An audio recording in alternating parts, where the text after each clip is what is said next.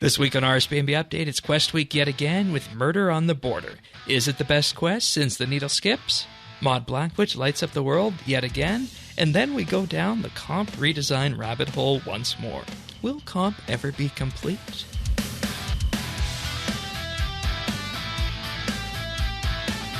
This is RSBANDB Update, episode 927, recorded Thursday, March 23rd, 2023. Bordering on greatness.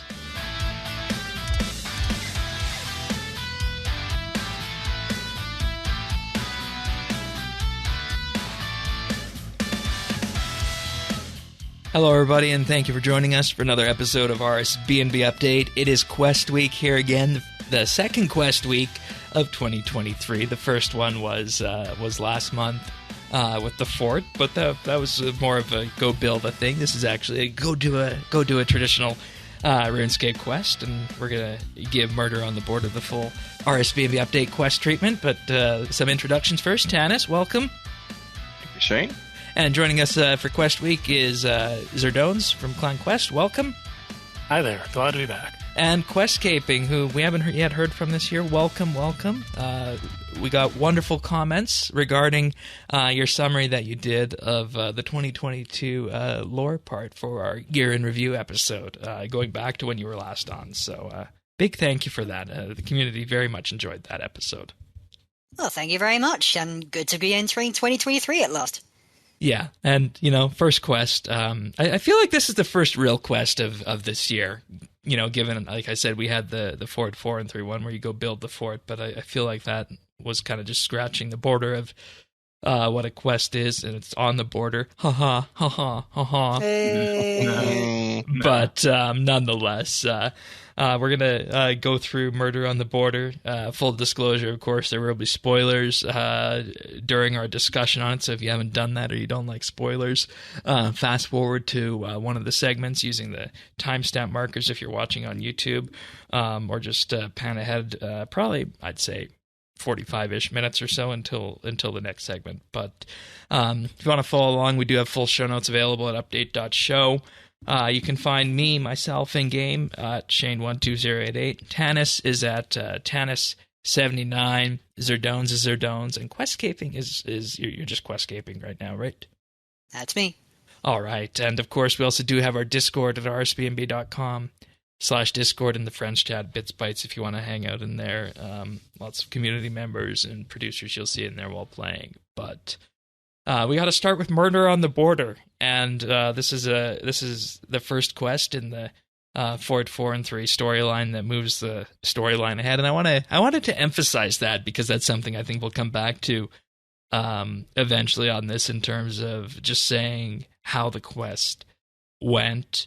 But to start this quest, it's something that I think somebody could do fairly soon out the gate, thinking about it, because with this, you really only need level 30 construction and having built the level 1 buildings at the fort. So it's not as though it's something that has a huge lore understanding requirement to it or a huge list of skills that are required for it as well. So it's just something that all of our fresh starts would actually be doing, I think, if we were still playing on those. Yeah, they said in the announcement and sort of in the wrap-up of the last storyline that the goal was to do a hard requirement break. So there's not really... Yeah, this is it. This is exactly it. In fact, it's such a hard requirement break, you don't even actually need 30 construction. If you build the Tier 1 buildings, you will get 30 construction, just automatically. Oh, that's interesting. That's interesting. I think it actually goes up to 32 if you build all of them. We never actually calculated that. That's actually a really interesting thing now that you mention it with the fort. And, you were on the episode where we discussed the fort and we said it was aimed at this level band primarily. And I think this just 100% reinforces that. Yeah, absolutely. This is like... you're dropped into the game, you get from Berthorpe to Lumbridge, you wander north up to Varrock, you find out about this fort you can go to, you build it up, you see, oh, I can build buildings. You build buildings, you're 30 construction, now you can do a quest. There you go, there's an on-ramp. It's like there's a good amount of design behind this and the JMods actually know what they're doing, right? Perish the thought. I'm sorry, I just have to make that that connection based on the live stream we got later. But yeah, funnily enough, this has been very well promoted. I've had people message me who know I play RuneScape and say, "Hey, I've been seeing ads for this game you play everywhere. Apparently, you can build a fort." Cool. That's interesting. People could go right in just for this and go all the way up to this. And I mean, I guess it makes sense. We're not getting ads for that because we play the game. We're already targeted. We're already stuck in. And, we'll never see the numbers on this, but I think it'd be fun to actually see what the conversion rates are on that, because you don't think about that as being something that's going to bring new players in, but it could very well be doing that. Would like to think so. Yeah. All right. Well, that's enough blabbering about requirements and how this fits into the wider grand strategy. Let's start off with the early parts of the quest here, and it was insinuated that to celebrate us becoming the newest Duke, Duchess, or Dux, whichever title you choose, we're going to be hosting a dinner party for royalty at the fort, and as such, with this, you need to actually build the kitchen. Did anybody else have a fun note of the cabbage dummy there? Yeah, I was classic. noticing that. Fun little in reference there. But noticed that in the live stream. I'm actually kind of skipping ahead a little bit. I'm a little disappointed we can't just bring her back as the kitchen manager. But I'm sure she'd do a very good job. Absolutely. So Praise Brassica. I think what we learned from the kitchen placement is that the extra buildings that are going to go on into the fort are going to be additions onto existing buildings that we have. And you can kind of see that now in the blank spaces that you have between things like the chapel and whatnot. That's what they're probably going to do with this, since the kitchen attached right to your main house there. So I found that interesting, and I think that's a good way of doing it. But yeah, it's a good option. It's a good way to expand the existing buildings, because I was noticing on the fort release that they said we're going to get more buildings, but where? Yeah. There's no room. And this answers that. Yeah. All right. So after the kitchen is complete, the guests start arriving, and you get the introductions. Questcaping, I believe you had some words you wanted to go forth on the folks who arrive with this. Yes, I saw some interesting discussion on how the previous storylines had you feel like it's completely normal to meet a god, whereas this storyline makes it feel genuinely special to meet a duchess, for instance. Yeah. Okay, I can see that. It was an interesting scene, the one by one, everyone coming in. And yeah, we've got some existing characters, and we've got some brand new characters, and we've got some of them completely unrelated, some of them sort of linked. Like we have Duke Horatio's cousin here. It's something. We don't get to kill Duke Horatio. Chad, as you were saying, that's what you were hoping for, right? That's what I was hoping for. He is otherwise occupied with a cake-related mishap. Of course. When is he ever not? So, he loves cake. I respect it. So we have King Roll, then the Queen, of course. Is there anything that you took away from your interactions with them at the start of the gates here? Yeah, I find it interesting that they're going for a redefinition of the relationship here, because the way it used to be, the way it's been established with quests like Garden of Tranquility back in the day, was something. You had Queen Elamaria as the domineering, go puny adventurer, get some seeds from my garden, slaps her husband. She's definitely It was very stereotypical and not a good modern way, I'd say. Not particularly. Yeah, the henpecked husband, King Rolled. And he has always been a bit of a pushover, and he still kind of is, just in different ways. And she is still very domineering, just in different ways. And it's nice that they can redefine things without having to make Ella Maria somehow be nice, and without having to make Rolled not be a pushover. There's still the general sort of archetypes they fit into, but in a more redefined way. Yeah, and I mean when you positively. Yeah, and when you consider these characters,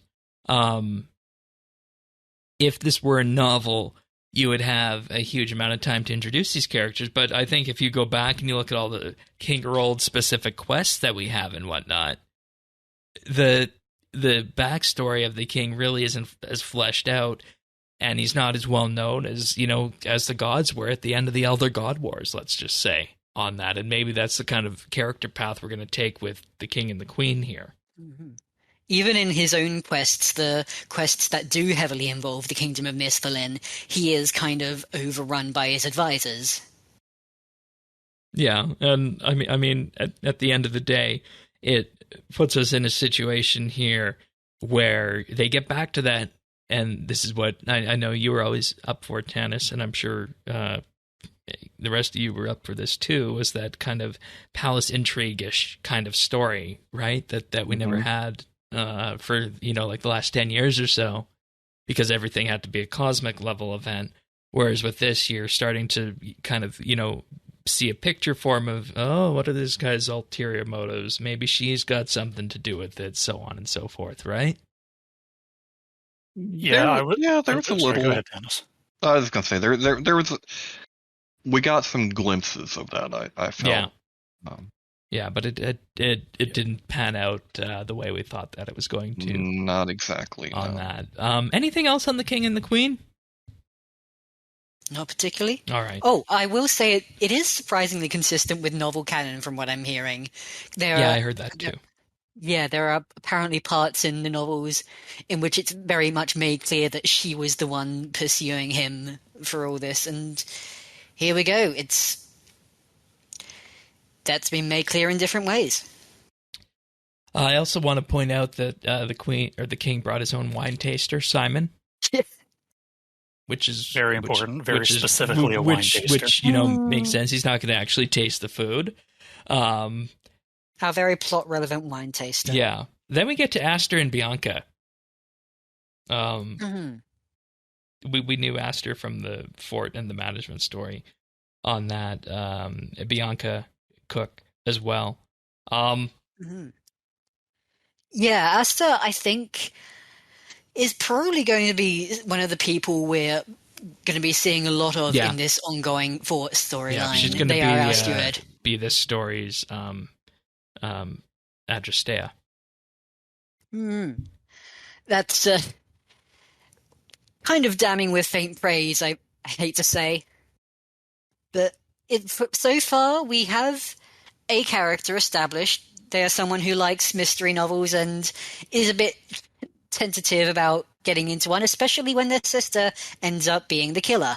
Yes, and of course, that's the first big spoiler for this. Alarm bells were going off from the very beginning on her, I think. And I didn't read any guides going into this. I didn't watch any streams. Did alarm bells go off for anybody else too? No, actually. Okay. No, I went in completely blind, so. Yeah. Me too. I had a little bit of alarm bells in the quest because she is established as being our kitchen manager, but she's also established as being a walking calamity. Yeah. So that was a little odd. But when you say walking calamity, the interesting part, and this is jumping way ahead here, the part where you have to get into the fight, if you fail in that fight, you forget to bring a weapon or you die, Aster will actually finish the job. Was it Aster? I thought it was Princess. Yeah, that's what I've heard. I didn't get that scene, but what I've heard is it was Princess comes to rescue. The dog. Okay. Yeah. Okay. I thought Aster. Okay, maybe not. That might be crossing things from what I heard there. But in any case, Tanis, did you have any alarm bells regarding who was going to be? Someone got poisoned. Of course it's the cook. That's simple. That's simple. Fair enough. Okay. Well, there we go. Fair enough. It should have been obvious. Yeah, and that's what I was wondering with this. Is the quest going to let you, in effect, play it like a game of Clue where you can make that accusation right at the beginning, but no, you have to go through and get all the 8 different clues along the way first. We'll talk about that in a minute. To spacebar. Yeah, we're getting ahead of ourselves with mystery solving. Other characters that come up, the nobles of Mistalin that start arriving, which we haven't really seen much of in a long time, and I think was a welcome departure from where we've been. Questcape, anything on that? Yeah, we've got some intrigue, both lighthearted and deadly serious. I've got to say, I was a fan of Rodney and his various deceased spouses increasingly coming up. And in many ways, maybe that was kind of a red herring as well. If this guy has so many deceased spouses, maybe there's something involved with that too. Yeah, like surprise, surprise. And her cooking skills, you think? Yeah, exactly. Well, that's the format of the story, right? Like this whole quest is very much in the model of things like every Agatha Christie novel, Clue the game, Clue the movie, things like that, where you have this long list of suspects. Yeah. All of them have motive, all of them have opportunity, all of them are suspicious, but only one of them did it. Mm-hmm. So it's very much fits the tone of what they're going for. To have, Rodney kills all of his spouses under suspicious circumstances. I mean, Duchess, we haven't met yet, has these issues, and so on and so forth. Yeah, and I mean, we are, only a week and a bit from April Fool's. They could have, done an alternate cutscene where the dog murdered someone. Well, the dog endings, yeah, saved your life from the guard, so. And then let's talk about what threw in a good number of people, the mentioning of the place called Lumford, another area that's also part of the Kingdom of Mistalin that we haven't seen yet. Yeah, So is this like an island off the coast, or like where do we imagine this is in relation to where we are? You got to imagine some connection to the River Lum, right? Yeah. Lum Springs. It is a ford over the River Lum, so a shallow river crossing. Yeah, I thought it was just a slang term for the bad side of Lumbridge. Yeah, don't go down Lumford. You gotta watch out. Where bad side of town. Where Bob's Axes is, all the crime happens. That's right. Down by the cemetery. So what are we imagining then? Are we imagining somewhere that there be some kind of town that we're not seeing on the map between Varrock and Lumbridge then, or are we talking south of Lumbridge? I was imagining sort of east of Draenor-ish, where you've got those little farms going up between Varrock. That's kind of the same idea where I was thinking Champions Guild-esque area, sort of. Mm-hmm. Yeah, that would make sense. Or over towards the Silvaria area, perhaps. Ooh. Oh, that would be interesting. We really don't have a lot of information. I mean, they said on the live stream that it was explicit. The explicit purpose was to say there is more to the world than just the map. And introduce players to scale theory. Pretty much, yeah. Which is effectively the idea that in our MMO, we can walk from Lumbridge to Varrock in minutes. But if this was the actual world, it would take you days to get there, and you would run into different things and places along the route. Mm-hmm. I think this is probably the most explicit they've been about it in the game so far, just outright making up a new place out of the cloth. I've seen discussion from Modjack saying that it's very difficult with the coastline as it currently is, that got locked in by content that might have been released 20 years ago by this point. Because you can't expand the main RuneScape continent at this point. Nope. Well, you can, but it would be odd. Yeah. And that's the kind of question something like a RuneScape 4 would have to handle. Right. Increasing distance and space between places to the point where, hey, maybe at that point RuneScape would have to consider mounts and whatnot. And I realize that's an entirely different philosophical question. We can't canonize horses. Yeah, that's right. Hornless unicorns. Okay, yes. I can't say the H word. Call them that. Anything else on the guests from anybody before we get into actually solving the murder with the book?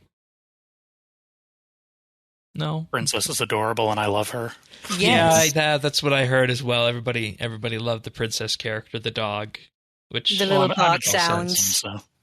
I Yes. just happen to have a dog named Princess, so it was special. well, there you go. Mhm. Perfect. And an in RuneScape. Well, one is a beagle and one is a spaniel. And those are the beagles you might sometimes hear on the podcast. And I think we used either that one or the other one as a thumbnail one time when we were having problems with that.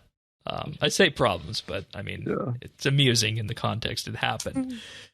So, solving the murder. We get this book that's reminiscent of the Archaeology Journal, and in there's a big red X through Duke Cole Horse, who is, of course, the one who was poisoned. And, of course, the reason this happened is that he insisted on having the same thing that the king had with the extra healthy helping of garlic. But I think everybody knows at this point that, you don't go around killing off a random duke. The real target was the king. Mm-hmm. Not really. And the plates just got mixed up. And we'll go through how we got there and what Bianca had to say to that after we go through the process of this. I do want to say, I was a little bit disappointed by this because after everyone is introduced, there's a scene where you go and you talk to everyone, you get a little bit of character introduction. Mm-hmm. And the scene with Duke Horse is him yelling at Aster saying, does the king get a special thing? I want to have the same thing as the king. And then you get a dialogue option where you can either say nothing, say, Aster, give the man what he wants, or you can tell Duke Horse to shut it. And I picked the diplomatic option, which is give him the thing. Yep, same. What I wanted, what I hoped happened was if you picked the tell him to stuff it, then he doesn't get the meal and something changes later. Right. There's some consequence for that choice. But instead, what I've been told is Aster overrules you and says no, but thou must. Not very stewardy of them. Not very stewardy. It makes sense from like a gameplay design standpoint because it simplifies everything. It keeps everything to one branch. I was kind of hoping there would be like an actual consequence to that choice. I get it, but yeah, but there has to be that kind of keep everything down the same path and in effect make the player feel like they're part of the storyline. Give them choice, but at the same time, you got to still keep in general the same freeway, if that makes sense. And it's kind of how it sounds like in retrospect, I feel this particular choice is a bad one to have offered because you are just going to get overruled on it anyway. Right, like it works if, like we did, you pick the option they expect you to, but if you pick the other one, then it feels really bad because the game just says no. Bad player. And then someone dies. You feel a little railroaded. And then the question is, how immersion breaking is that if you get told no? Well, for what it's worth, I'm looking at the transcript right now, and what Aster says is, please allow me to fulfill his request, Your Grace. If this is what the good Duke wants, we will accommodate him. Yeah. So, it feels good enough, like Aster wants to make a good impression. It feels like it works okay character-wise, but also you don't get anything to say to that, and you are the one in charge. So it is your decision at the end of the day, but at the same time, you're still going to go down that other path. And I can see why that would ruffle some people's feathers on that. Mm-hmm. So yeah, I mean, it's a small thing, it's but a like small if thing, I were making but it can kind of tip people money. off in that regard, right? Yeah. Yeah. Okay. I do have to say the idea of using the book was good. I didn't read too much into this in the news post or in the live stream before because I wanted to interact with it myself. I think it's a good modern way of doing what effectively amounts to RuneScape's murder mystery. Tanis, how hard was it to find all the clues? They weren't too bad. There was one that I had a hard time, but it wasn't necessarily like the thing that was buried or the satchel behind the tree. The ones that I had trouble with was the actual people, like that Duchess during the second round of stuff was kind of hidden in the chapel behind a thing. Right. It didn't trigger for me, so it took a long time to figure out where she was, and because there wasn't any reason for me, or at least I didn't think there was any reason to talk to her, right? Like I was past that, but. And with that, I wonder, would it be too easy or too much to put kind of like sparkling, glowing textures on the things you need to interact with, just to, improve accessibility for it? Granted, you are supposed to find them and examine them. Well, I will say I never took advantage of this, but if you talk to Aster at any point during the investigative sections, there is an option to get a hint. Yes, and I used that at that point, and it was basically just find clues and. Oh, okay. So useless. It was very generic. Yeah, completely. Okay, fair enough. And then the thing where I started to feel in some cases where I was just stumbling. Of course, the first linking of evidence to Bianca and whatnot makes sense. Right next to the chapel there, but after that it kind of felt like I was just stumbling along, and I was going through the book and saying, can I link this to you? Can I link this to you? And, in many ways that's the dead reckoning way of completing this quest, which I guess works. In a way, it is a little rewarding in itself, because I could draw some pretty clear links, but also I wanted to see what everyone had to say to everything. And in some cases there were some fun bits of dialogue. Yeah, mostly it was like there's one thing that applies to each person, and everyone else just says, I don't know anything about this. Yeah. Why are you bothering me? Yeah. Interacting with the dog was cute. Yes. Sometimes, if it's someone vaguely associated, they will actually be able to point you towards the right person to be using it on. Right. Yep. This is making me want to redo the quest on my fresh start, given the low level requirement for it, and just the different ways of interacting with this. I think that might be fun to do after the fact. See if there's time for that this weekend. But the book was good, I think. I think I wonder if we'll be seeing more of this in the future, because I feel like you kind of do this for a murder mystery quest and it's kind of one and done, but I think it's a good way of keeping track of things in a quest, kind of just have a supplementary book on that. I will say it feels like a good update to One Piercing Note is RuneScape's classic murder mystery, apart from the actual murder mystery. Right. And they had an investigator's journal that was a little less advanced version of this. I'd say this was much better in that it worked as a gameplay mechanic in itself with the linkage, and also helped keep track of the characters themselves, because I know I was getting a couple of names mixed up along the way. Mm-hmm. Oh, okay. It's well laid out in that regard. And this quest is built by questers at the core. Mod Zura, Mod Stu, and Mod Abe. Holy Trinity. So that kind of makes sense in terms of the interaction we're seeing here. Very traditional quest interaction on this. Yeah. And, that you can either, of course, throw yourself into it and solve the murder, or you can do it the typical RuneScape way, where I'm going to go talk to everybody and see what trying to link this piece of evidence will be, just to hear that dialogue. So, okay. I'm convinced that both ways of solving this are a viable path then. I'm happy with that. You wanted to mention something about Clue and Easter eggs, questscaping. What do you got on that? Yes. Well, I can't in good conscience. Is this the candlestick and the lead pipe and the revolver? Yes. And the rope.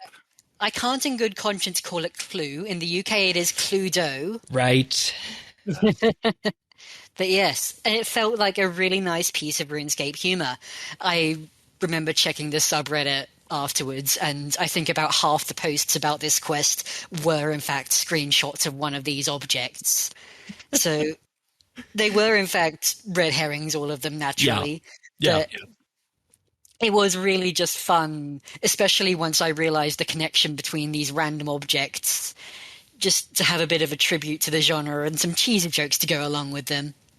Some good classic Mod Stew puns. Oh, and yeah. Mod Abe puns. Abe gets in on it too. I shouldn't exclude him. Oh, up and coming up and punners. Oh, yes, God. The pun master and the pun apprentice. Hey, pun squire. All right, yeah. So how did we figure out who did it? I think we already talked about the novel canon bit. So how did we figure out who it was? I mean, like Zerdones and I said, it was kind of obvious that there were some red flags going off with Bianca at the beginning. But how did you, Questscaping Tanis, get to Bianca? Genuinely, I didn't put it together until the very final series of just recapping it to the assembled crowd and saying, okay, someone had a grudge against Ella Maria and whatever. Just at that point, it all started to click. And it was... Yeah. Go ahead. You really, late in the game, have that revelation about Bianca having stolen from Ella Maria in the first place. Yeah, and then there was the idea of that, hey, I want to keep you here, right? So that factored into it as well, and that kind of makes sense when you look at it. Tanis, how'd you get to it?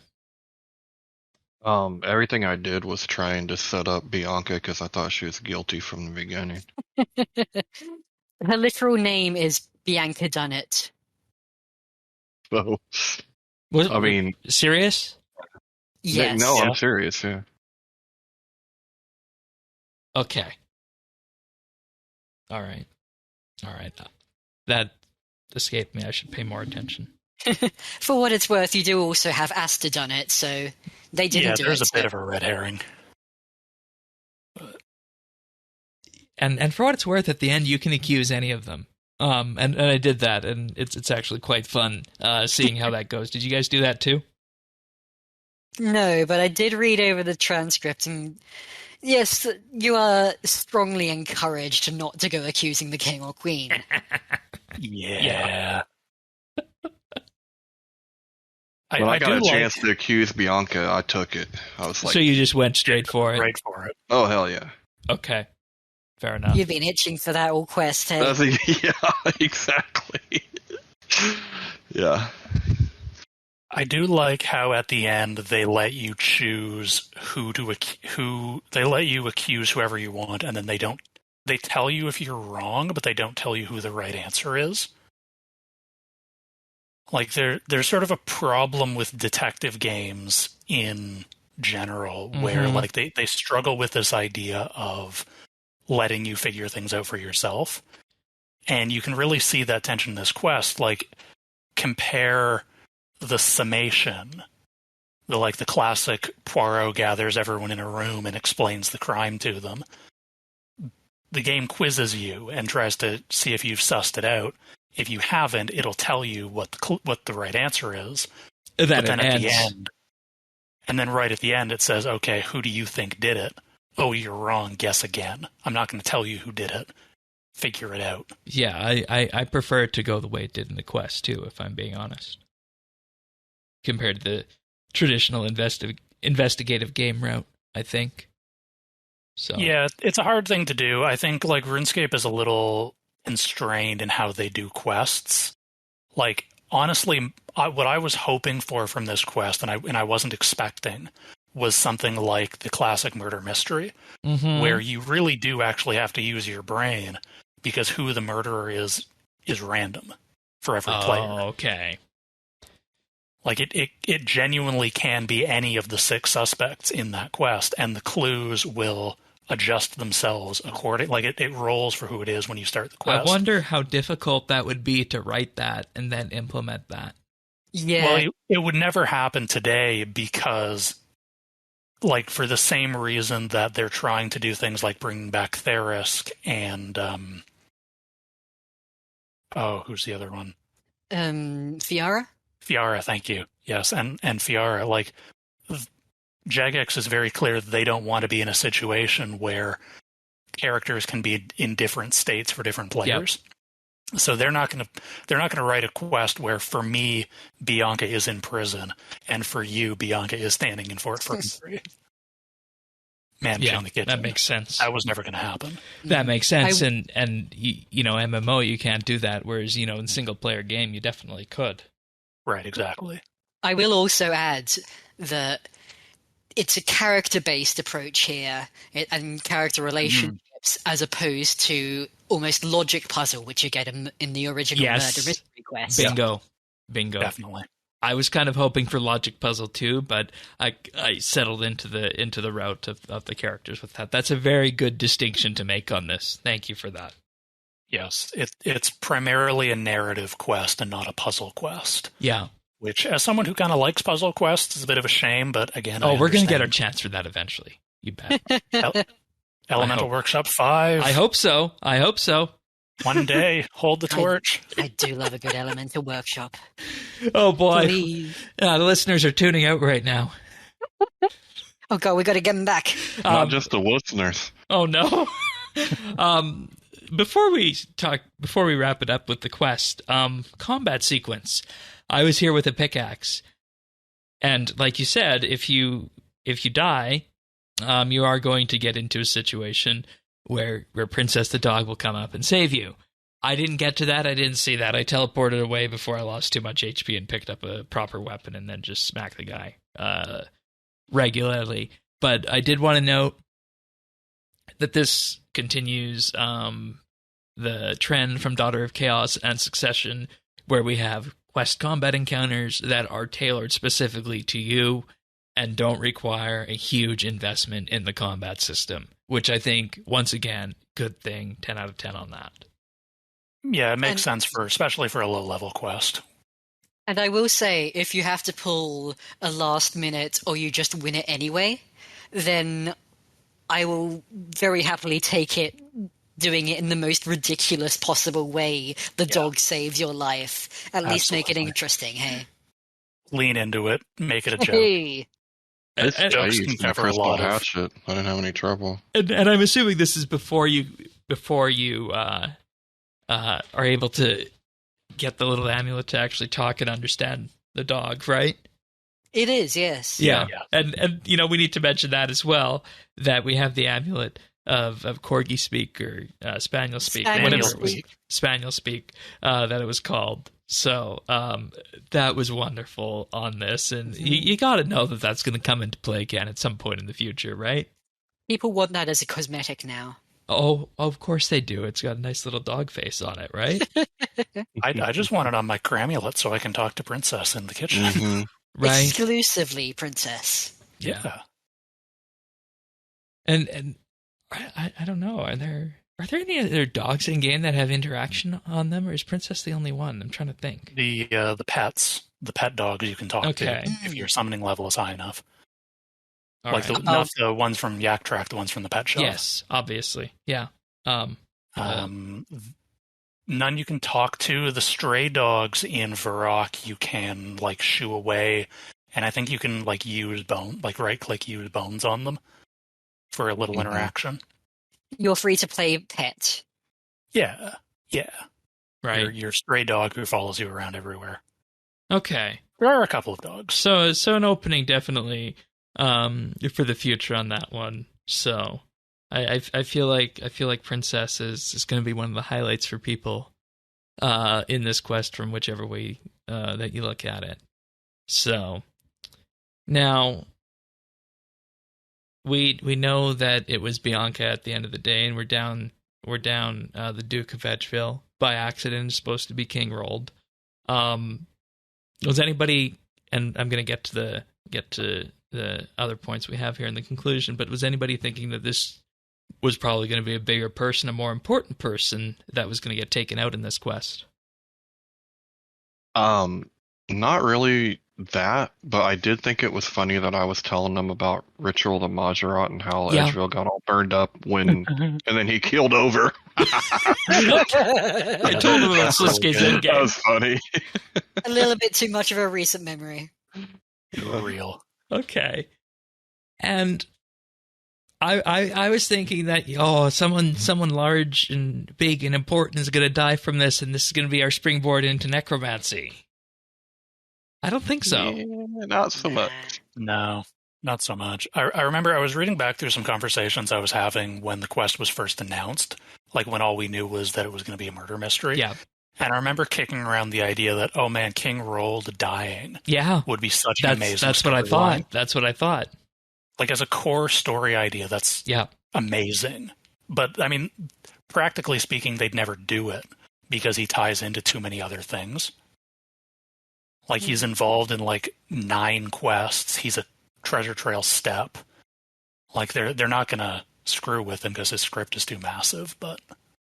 Yeah, and I mean, it was different to do that in While Gothic Sleeps because those guys were, at the time, just a couple Slayer Masters, and you could sub them in for other ones and whatnot. But, okay. Yeah, this guy has so much spaghetti code attached. I was just thinking there's going to be something more in terms of the ramifications on that, but I'm willing to accept where we wound up on this. He's too big to fail. Oh, boy. Absolutely. Now, Questscaping, you said that this evoked feelings of one piercing note. Take us down that path.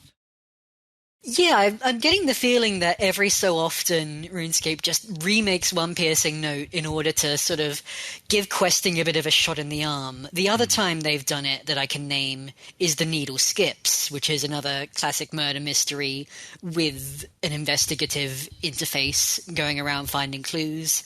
And very strongly character-based. I think those are the general points they're hitting in One Piercing Note, and here. And I think in all cases, it's been a case of refocusing, because One Piercing Note sort of ushered in a new era of character-focused quests, I think, that then took us up to The World Wakes. Yeah. I think the Needle Skips came right at the end of a massive quest drought, and that summoned in Desperate Times, Desperate Measures, etc. And I think if you look at the quest list, the Needle Skips is the first one in the Elder God Wars chapter. It is, yes. Yep. So it wasn't so much the characters from that became relevant as much as the concepts, but it was really a very good way to bring you into the storyline with something bold and character-focused and really quite emotive in that case. In this case, it's not so much emotive as it is a really nice mix of RuneScape comedy and also genuine, courtroom intrigue. Not the royal court intrigue. Yeah, sure. Nobility. Fair enough. And going for that sort of tone, this is where you get the character focus and you really see what sort of people we're going to be focusing on in the storyline ahead. So it's really just an establishing moment, essentially. It's a good way to refocus after the God Wars saga. That I agree with, and I see where you're coming from, Questscaping, but for me, One Piercing Note and Needle Skips were, they're pillars, and they were groundbreaking, revolutionary quests.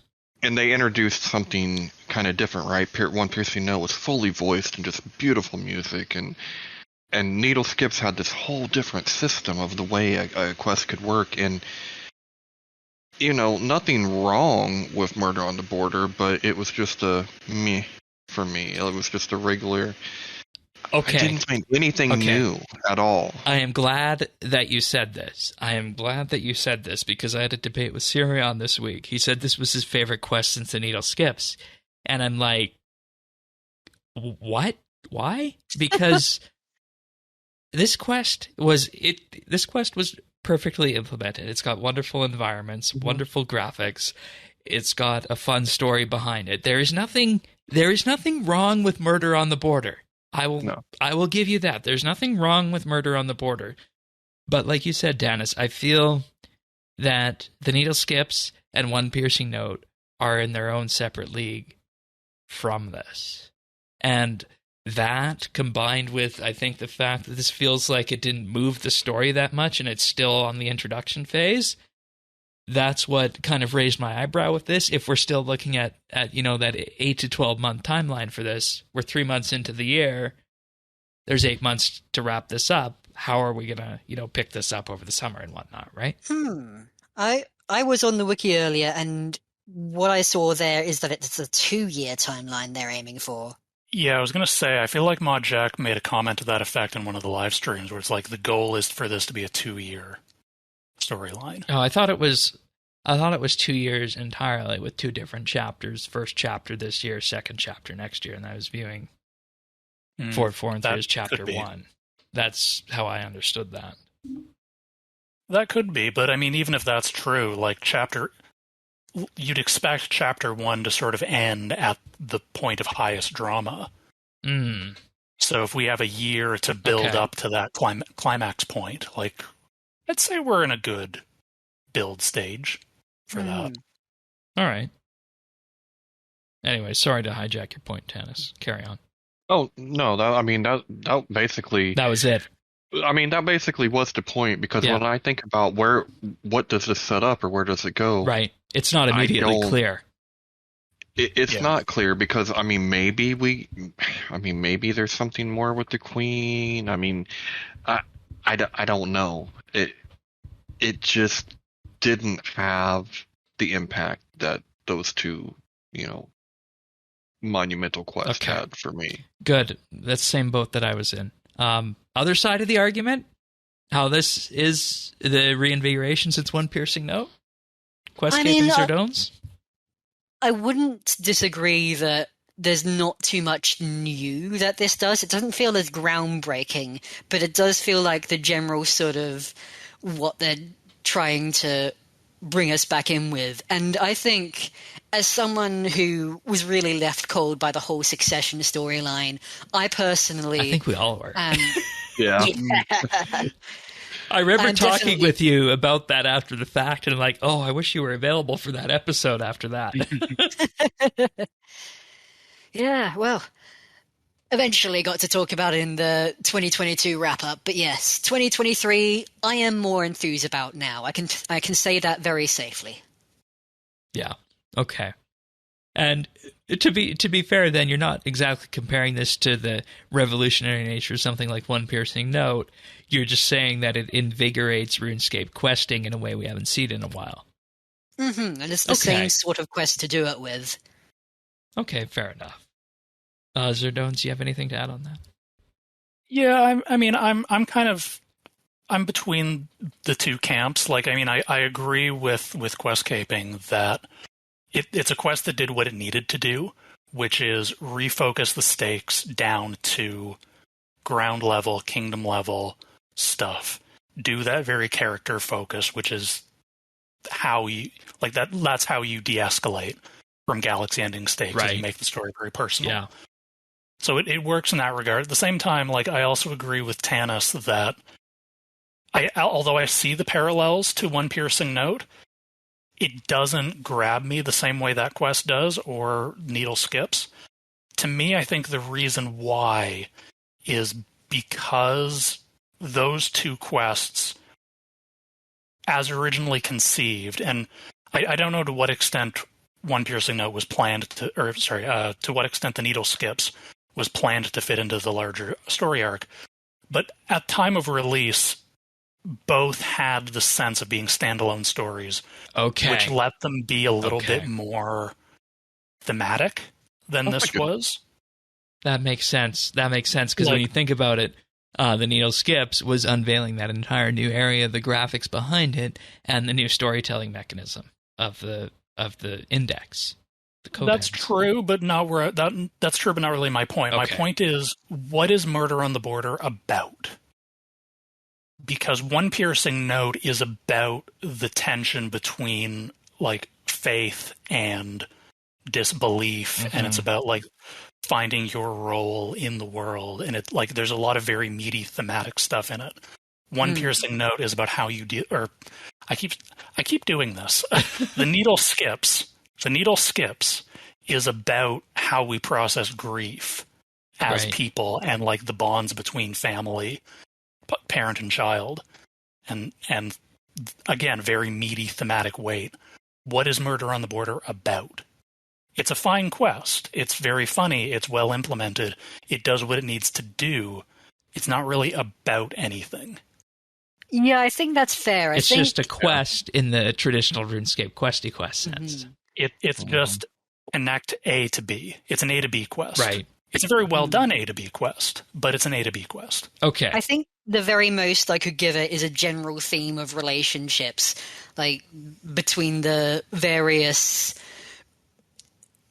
like you've got the various friendships that have evolved over the years. You've got Bianca and Ella Maria, which is eventually the core of this, but it doesn't feel like as much of an emotional core as the other quests and pulled off. Mm-hmm. It's not really a through line. It's really just sort of a thing that unravels and you're presented with at the end. Mm-hmm. Yeah, you don't feel the way Bianca felt being left behind. You know what I mean? Like you don't. Right. Because it's a murder mystery, because you're uncovering things as you go, you don't have all that backstory, so you're not as involved and invested in that character to feel that tension, to feel that drama. Yeah. And with that, I think we've all met in a very key part here in the middle, where we're actually able to kind of say, "Oh, okay, so Tanis and I felt this way. You guys felt this way," and then we come to this entire conclusion that Murder on the Border is still redefining in a sense, just like those other were, except it's doing it in a different way. Is that a fair summary of where we went and where we got? Mm-hmm. Yeah, I feel like I came out very negative, but I do want to emphasize for the listeners, I did like the quest. Oh yeah, absolutely. There's nothing wrong with it. Yeah, absolutely. Me too. And that's the same thing I had to tell Sirion with this. I realize it sounds like I didn't like this quest, but it was well done. Yet these things just kind of felt off about it. Mm-hmm. Just didn't love the quest, hey? Yeah. Yeah, that's a good way of putting it. That's a good way of putting it.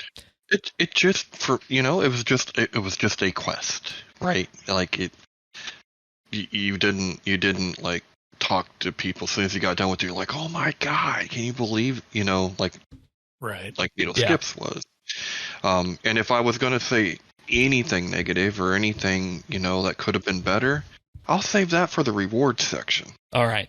And we do still have a few other things to pick up on that about where we're headed and where the quest line goes after that. But before we get into those, I want to thank our Patreon supporters, because without you guys, we wouldn't be doing what we do here every month with the podcast. So this week, I'd like to thank Alfie S., Amos Reed, Andrew C., Arvids L., Beekeeper Steve, Big Huge Rat, Chunk the Monk, Cycle RS, Drama Free, Duramax, Enrique V, Free Milk, Jacob G, Jade Gizmo, Jason S, Jeebus, Jesse W, Kesky, Ling01, Mohan V, Nate the Great, Pernasius, Ricky A, RS Nerdherd, Samuel FL, Scott DS, Shirt Pants, Stub Eve, Tabby, The Naked Captain, The Dabbing Goat, Tim, Tom V, Zat, and Zazakon. Thank you, everybody, for your support. It truly means the world to us.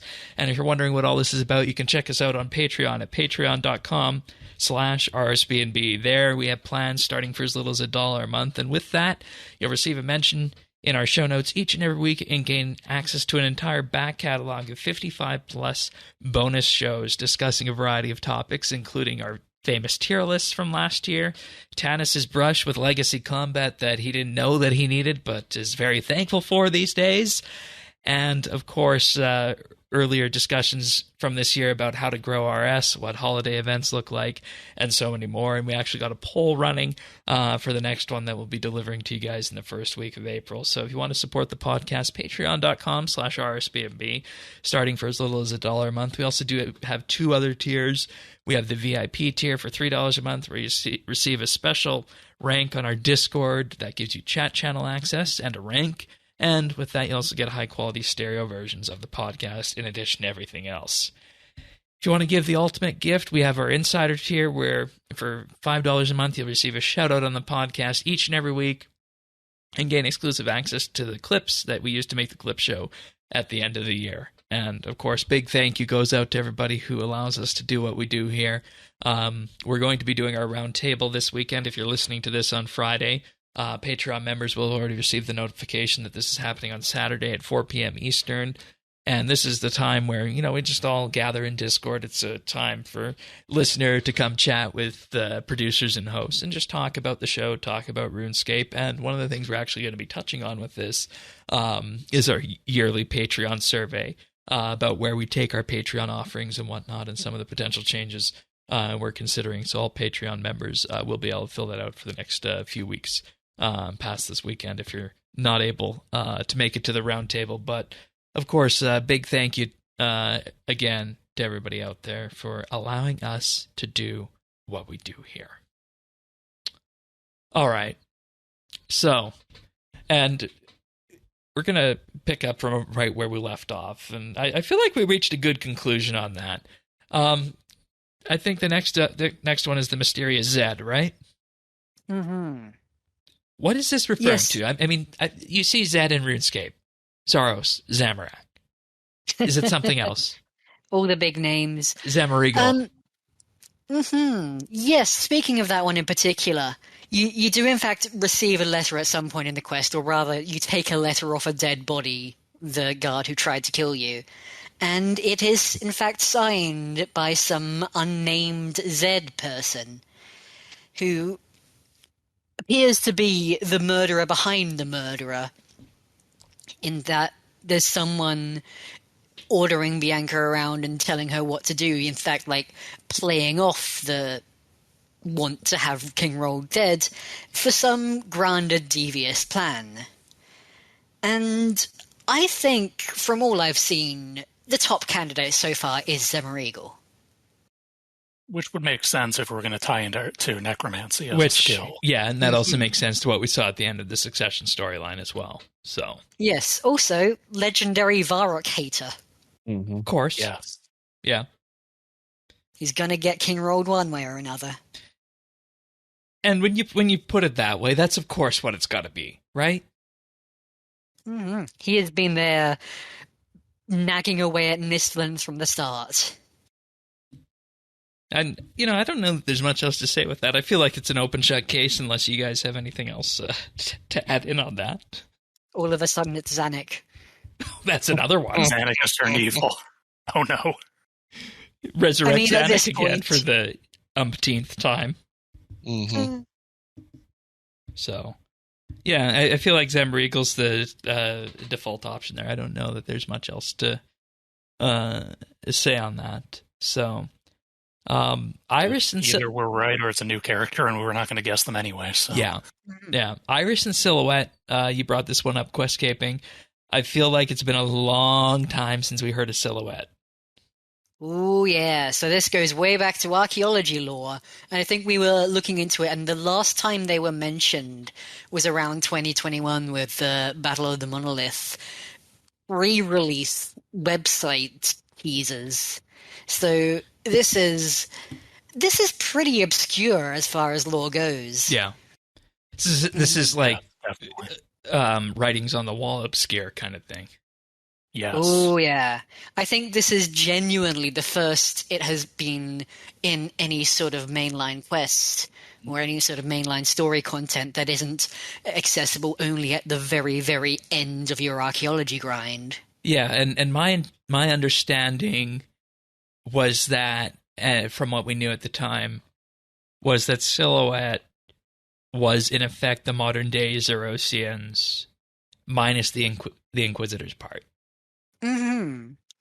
I can't help but wonder how involved they are with Trindine working in the shadows and whatever the hell Wizardtel might be up to. And could this be a response to players saying they want more of that Zerosian type of influence?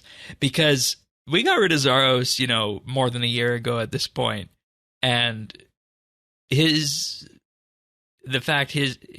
what happened to him was not explicitly stated at the end of Extinction and Twilight of the Gods bothered some people I know.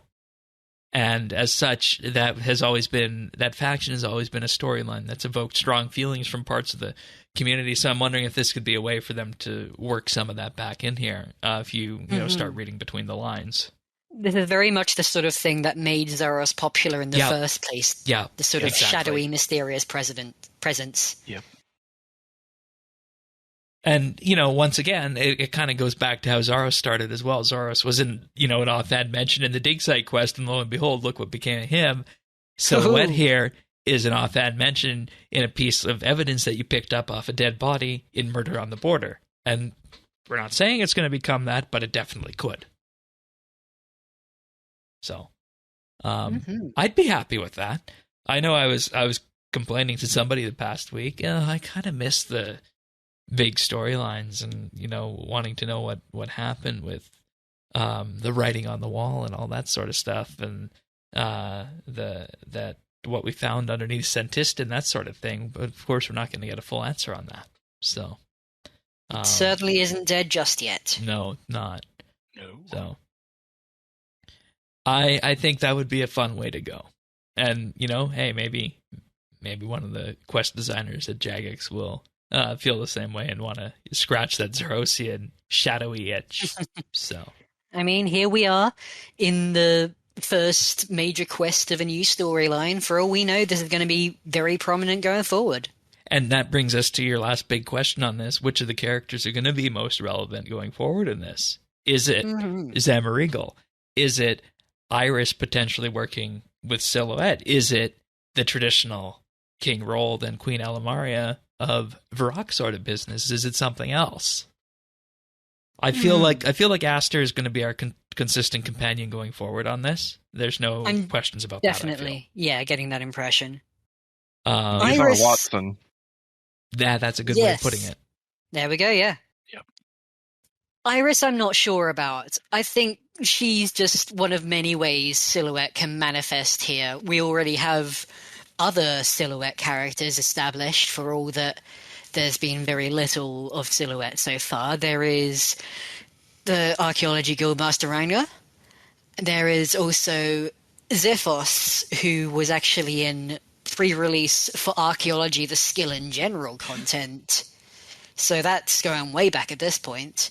3 years ago to the week, probably, exactly.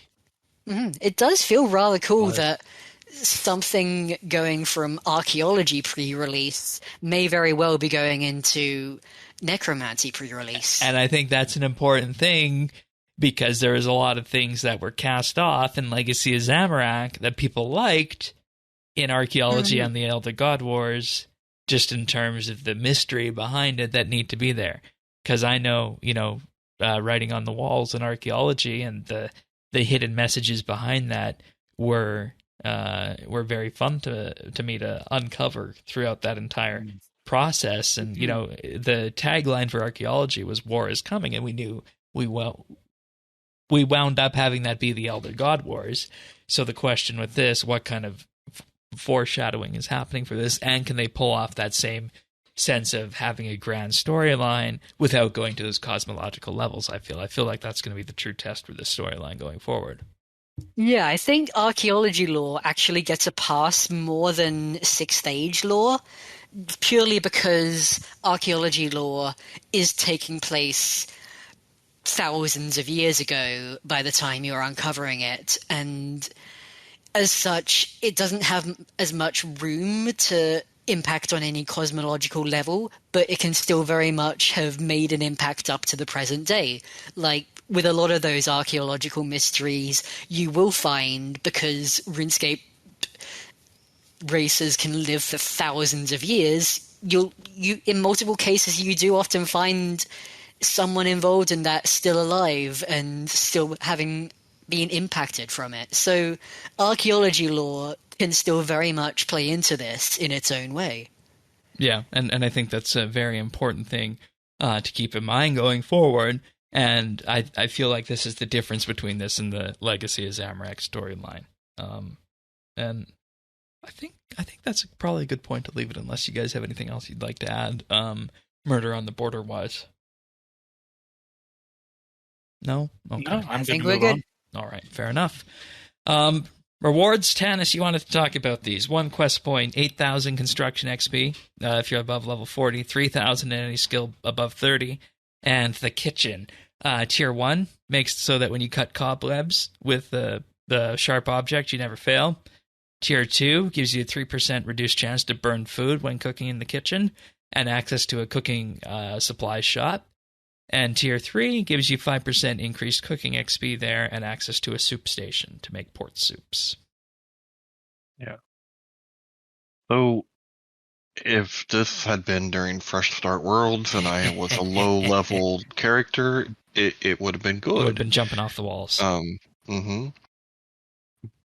For where it's at and where I'm at, a reward should reward you for the time, I think, you put in. And I definitely was not rewarded for my time. I could have done something else, much more rewarding. Yeah, I mean, to be fair, I think we have to view this with the frame again, that this is that kind of new player quest, like Questcaping was saying. People are getting ads, and then they wander up to the area here, and they build their fort, and then this could be, be the second or third quest that they do. So I think that's an important lens to view this from. But also, when it comes to the kitchen, you're right. It's really not that useful for people who are fully maxed, unless you want that 5% boost, or you feel the need to make soups there, I guess. You want to not burn food, you're going to throw your cooking cape on. But I think, again, we just don't want to undersell this reward to the people who are mid-level. I think that's a very important thing not to do. And that's really my only thing I wanted to highlight with rewards, is let's just not undersell it. But I agree with you that for high level, it could have been, maybe a little bit more lucrative. Questcaping, Zerdones, any thoughts on that? I've seen it said that the player-owned port cooking station is going to be more effective in most cases than this. So, yeah, it's not really a new reward space for anyone who's been playing the game for ages and ages. For a new player, different story, but for us, lot less so. Yeah, it's very much like it's pretty good rewards as a new player. Like if you're a brand new player, Tier 1 rewards will give you like a pretty nice QOL, which is otherwise fairly annoying in certain situations. After that, yeah, they're okay. They grow with you. Yeah. You can definitely see like the design plan of Fort Verdant 3 is sort of trying to bring all skilling together and sort of turn the fort into the skilling guild. The all singing, all dancing skilling guild. And that's another thing we were mentioning, is that you look at the mini-map of this place, we're wondering where are they going to put the extra buildings. But I think it's clear now that they're going to be add-ons to the existing buildings, like add-ons to the chapel, add-ons to the command center sort of thing. Just like this was an add-on to that building. I think another thing that's kind of interesting to note about the kitchen is you can place portable ranges there, but no other portables. And I think that's an interesting design choice. Ooh. That is very interesting. Yeah. So you're gonna get that 5% boost even on the portables. You sold yet, Tannis? Yeah. Look, like like we've been saying, low to mid level. This is basically perfect, yeah. 4 and 3, it's basically becoming the low to mid level Priv, right? Like this is. And that's okay, I think. That's okay. Yeah. I mean, I think it's okay. It'd be more okay if we do another timed event like we had earlier this Another fresh start. Right. Yeah, fresh start. Yeah, I actually had a thought about that. I'll tell you guys after in post-show on that. It wouldn't go over well, but I don't know if I dreamt it up or whatever. Go ahead. I'm interested in your thoughts on this, Tannis, as someone who is going for 120 all, because this seems like if you want to go for 120 cooking, it seems like the way to do that is pop down a portable range in the kitchen, put on your cooking cape, and go to town. Yeah. And I mean, I've already hit the 120 cooking, and I basically just did it on portables in Combat Academy. So this is better because you do get the boost, but you are still using portables. Right. So yeah. I guess it has that going for it. I'm glad that it does have the banking space, very close. That definitely made it better. Had that not been there, then it wouldn't have held up. But I think for that it does hold up, but I don't know. It's just maybe that's the other problem. Maybe since I'm already 120. Yeah, it's a different perspective. It's a different perspective. Yeah. All right.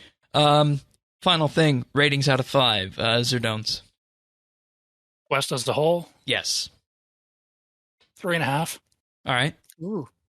Questscaping? Solid 4 for me. Canis? 3. 3 for me as well. Okay. That's kind of what I was expecting. If I'm being honest, I was expecting that to fall around the 3, mid 3, 4 range. So I'm okay with that. Pretty tight cluster. Yeah. Alrighty. Patch notes this week. Mod Blkwitch has outdone herself. The whole suite of graphical updates for lighting. Temple of Light has a lighting update, so it actually lives up to its namesake right now. Mire Ditch area has also been improved, and I need to really underscore Mire Ditch, because in most modern games, you look at the lighting as for cues about the general direction where to go, right? And you can actually do that now in RuneScape with Mire Ditch. You can actually do that now, based on where the torches are and how they cast their light. It actually all the places shows where it's you most important as a way to go. And it's not pitch dark anymore. And it's not pitch dark anymore. So out of all of them this week that are talked about, Mire Ditch. Absolutely. Yes. I just want to say that I think Mod Blkwitch should change her name to Mod Bad Bitch, because there's some badass changes this week from that. And with this, there's also the point light shadows that are added. So if your system sees them, you'll actually be able to see shadows off the lighting sources in game, not just the central spotlights that are there. But Moksha Ritual site has also been updated. It's the part of the Orthan Dig site. That's the one with all the pipes and the mat status. Okay. They also rebalanced the lighting in the Empyrean Citadel, the Orthan Observation Area, the Amanishi Siryu Arena, Chaos Tunnels, houses. Oh, they're a nightmare. Yeah, the Chaos Tunnels are a good one, because when you think about it, Chaos Tunnels for Slayer is one of the mid-level Slayer training areas, and that previously had looked like it stepped out of 2007. So that one definitely needed it. Definitely. But also, houses in Yanil, and the one where it's definitely, you're easily most able to see this, is actually the Wizards Guild and whatnot. So that's actually really neat. Take a walk through Yanil and the Uglog area. They also updated the skyboxes there for that one. I honestly can't say enough about that. That I actually first noticed it there because that's one of the dailies I do each and every day is the potion flasks. So that was very noticeable. Stronghold of Player Safety has also been updated. Fenkenstrain's Castle, Edgeville Bank area, Dorgish Khan. That should be another good one, but I think from our pre-show discussions, none of us actually managed to make it to Dorgish Khan. We also have the Rex Matriarch's Boss Arena, and also a whole suite of waterfalls at Baxtorian Falls, Isla Anglarine, which is the Fish Flingers area, Southeast Karamja, and the Ashdale Smugglers Caves have had their waterfalls updated.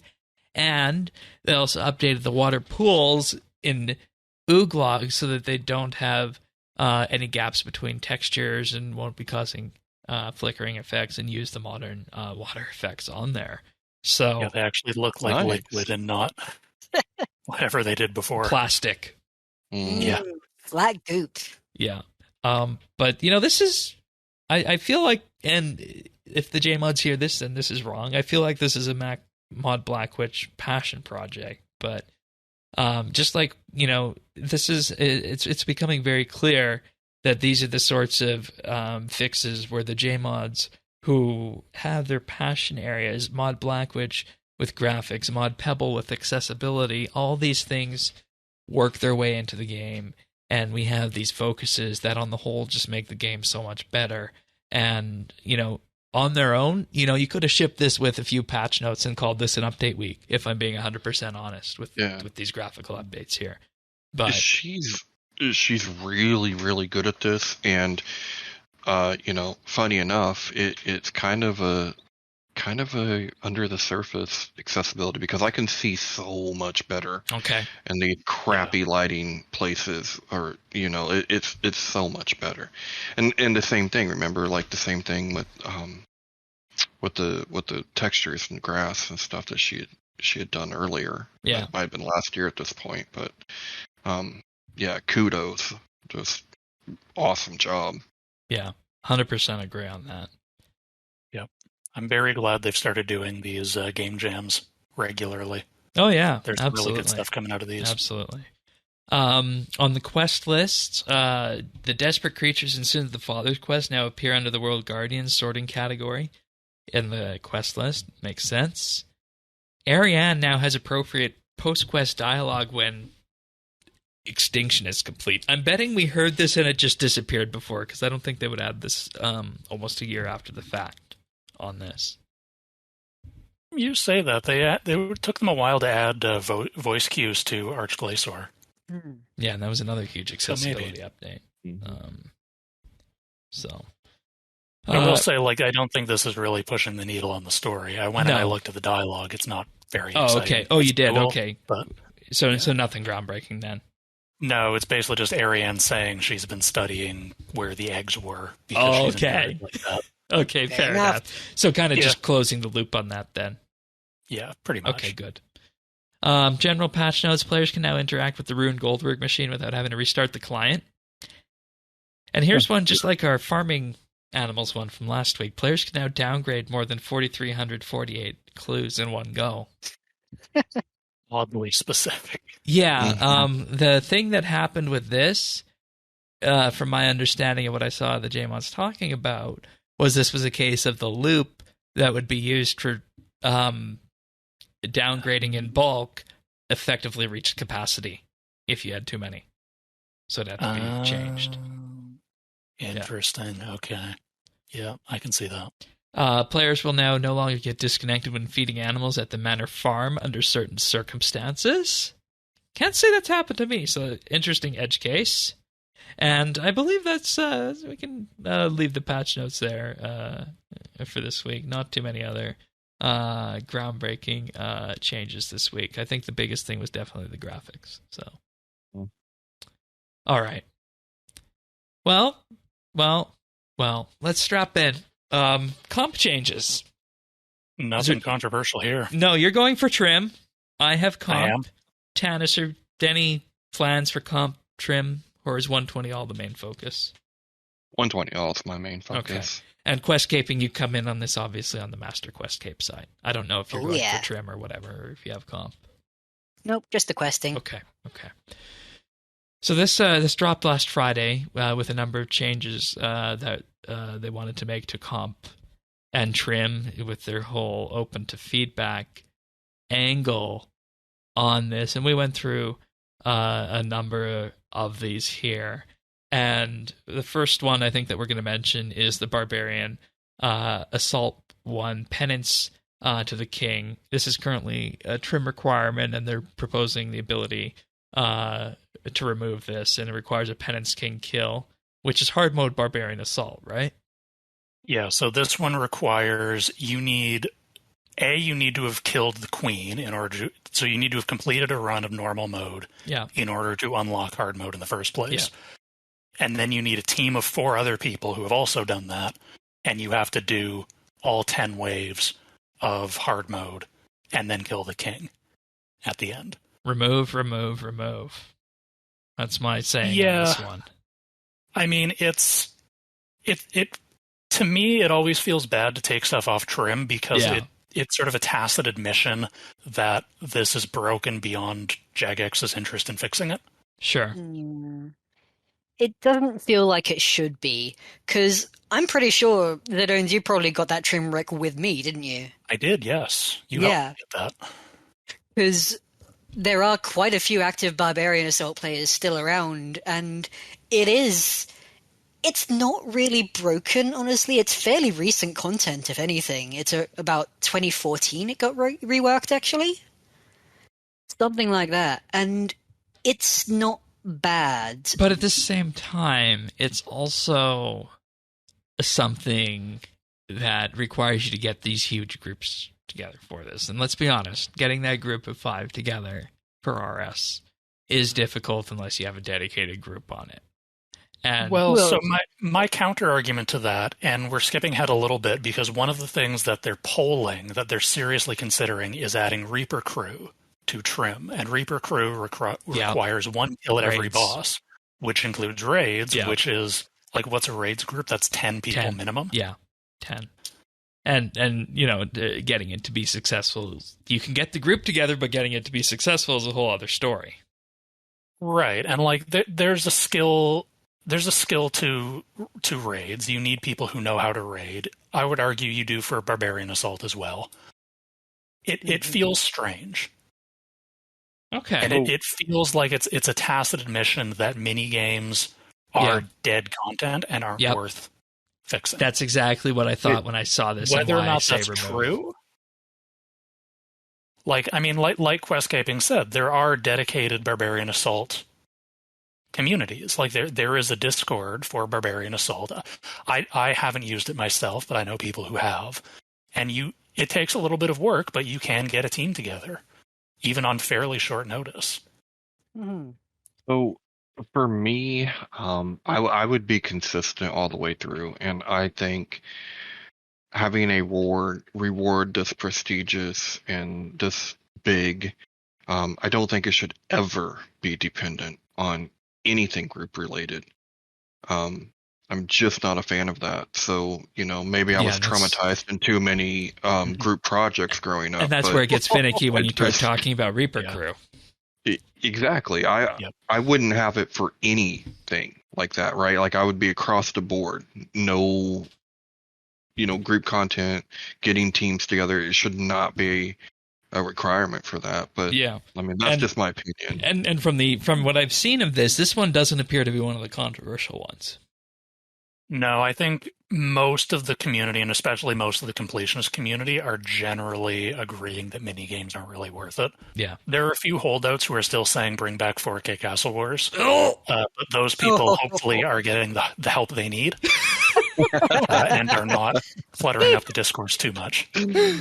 Another one that was being proposed removal was the 4,000 chompy birds, but the trim community said, no, keep that. That was initial trim. It's staying there. And Jagex says, yes, that's staying there. I was in the remove. The most controversial. I was in the remove chompy bird camp on this myself personally. I haven't done it. If I ever do go for trim, it will be one of the longer ones. But at least it's just grindy, right? It's not necessarily RNG. It's not a group content. Like it's just really grindy. It's really grindy. It's really kind of, by modern standards, badly designed. It's very much a product of 2004. Yeah, I agree with that. Yeah. Enhancers make it a lot better. The enhancers in Prif give you double, basically every chompy kill counts for 2. So you only actually have to kill 2,000 chompies. Fair. And if you have the Ardoin achievement tasks, each task set gives an increasingly higher chance of spawning 2 chompies instead of 1. Up to, if you've done all of them, it's 100% chance. You always get 2 instead of 1. So really, that halves it again. Yeah, pretty much. So really, it's take an old coil, pop it down. It's a few hours. It is a grind. It's a lot of clicking. My inclination, I don't expect this because it is going to be scoped to quite a lot of work, but my inclination would be just a couple of little tweaks to it. Maybe a game jam project. Remove, like there's a hard cap on swamp toads, which are the bait. Okay. So the way chompies work, in case no one's done them before, is you get a set of bellows from the cave on the eastern edge by Yanil Gutanoth, the Ogre City. You fill that up at the swamp with swamp gas. It has 3 charges. You use those charges to inflate swamp toads who are hopping around with really tiny click boxes, which is a thing that should be solved. You can only hold 3 toads at a time. If you try and pick up a 4th, you'll lose one you already had, so you're stuck with 3.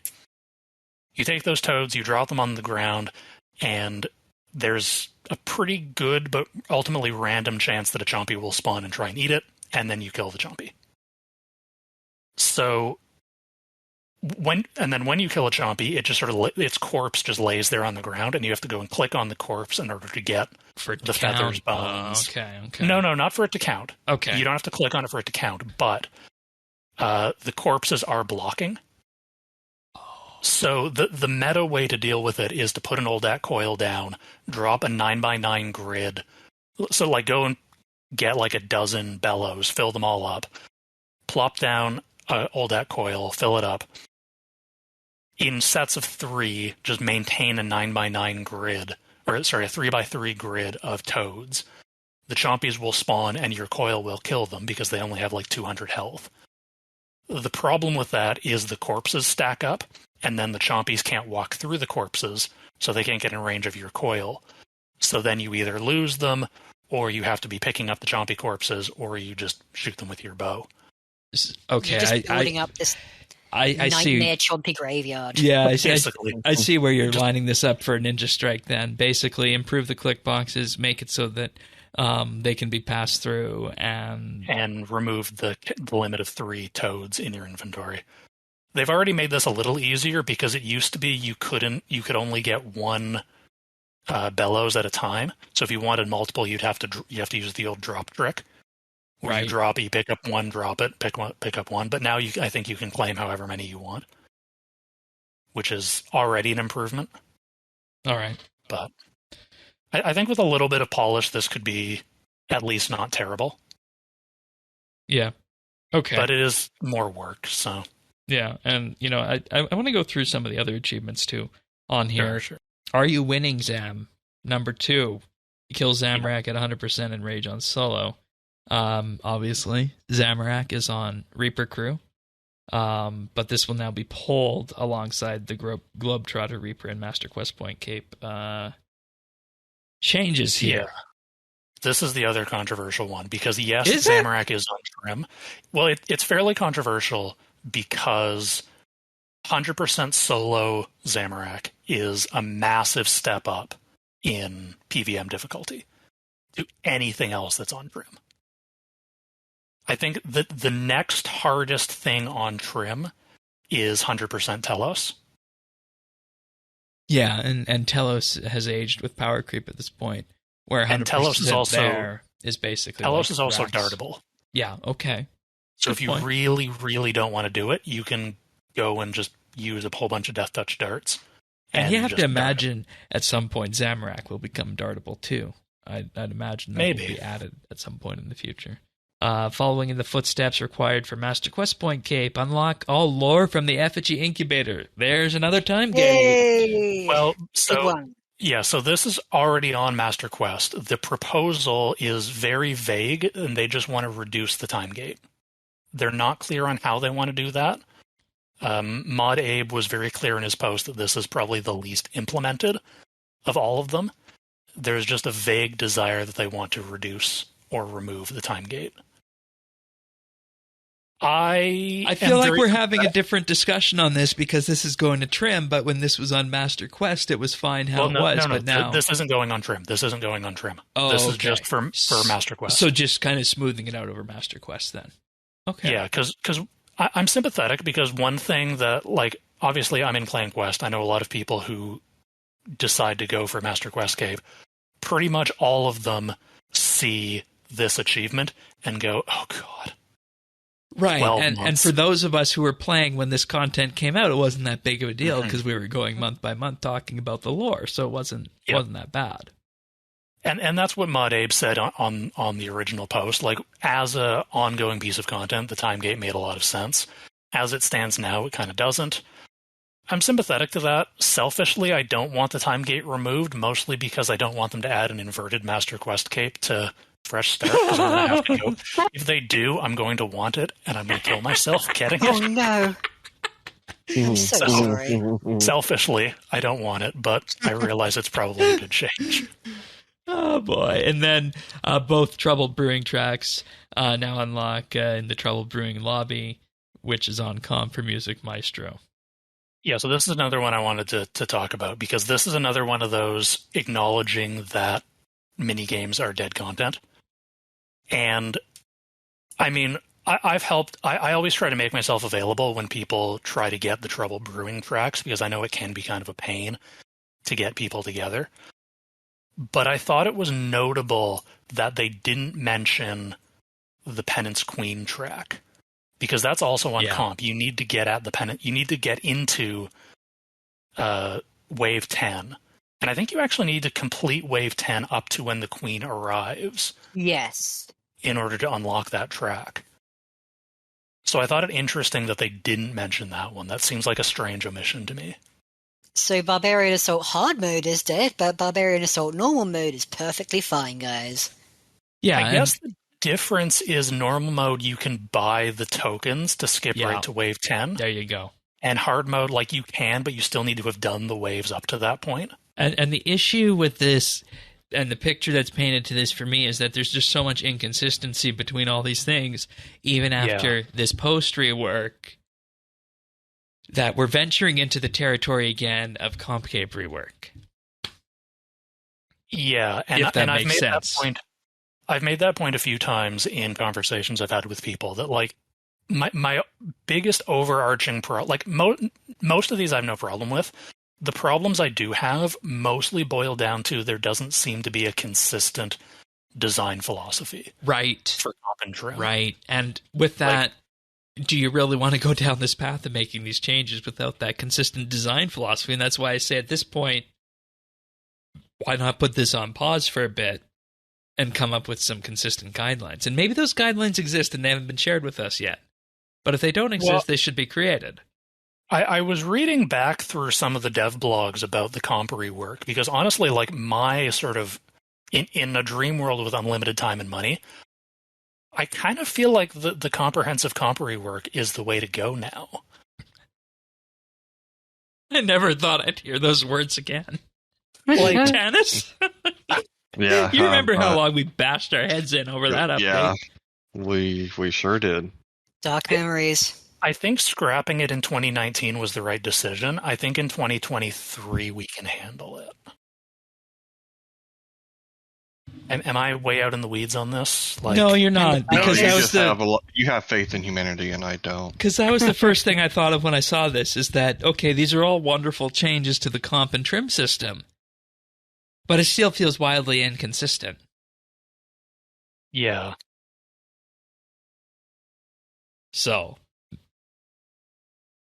maybe, and, you know, getting the community feedback is fine, and this falls in at layer 4, as we're going to talk about in ModJack stream next, the things that are being fixed. But the polls, and, you know, let's spend a bit of time on these. Should Reaper Crew be required to unlock trim? Well, my thoughts are on the document. Yeah, and I feel like this is going to pass with the community. I feel like this is going to pass. I agree. I think this will pass easily. Yeah. And we don't know what the threshold is whether it's going to be a simple 50%, 60%, or old school 70%. We actually do know. There is no threshold because this isn't a guaranteed content poll. Okay. So Modfowl clarified that on Reddit. The intent is they want to get a sense of what the community thinks, but the poll is not the final. So the poll is non-binding.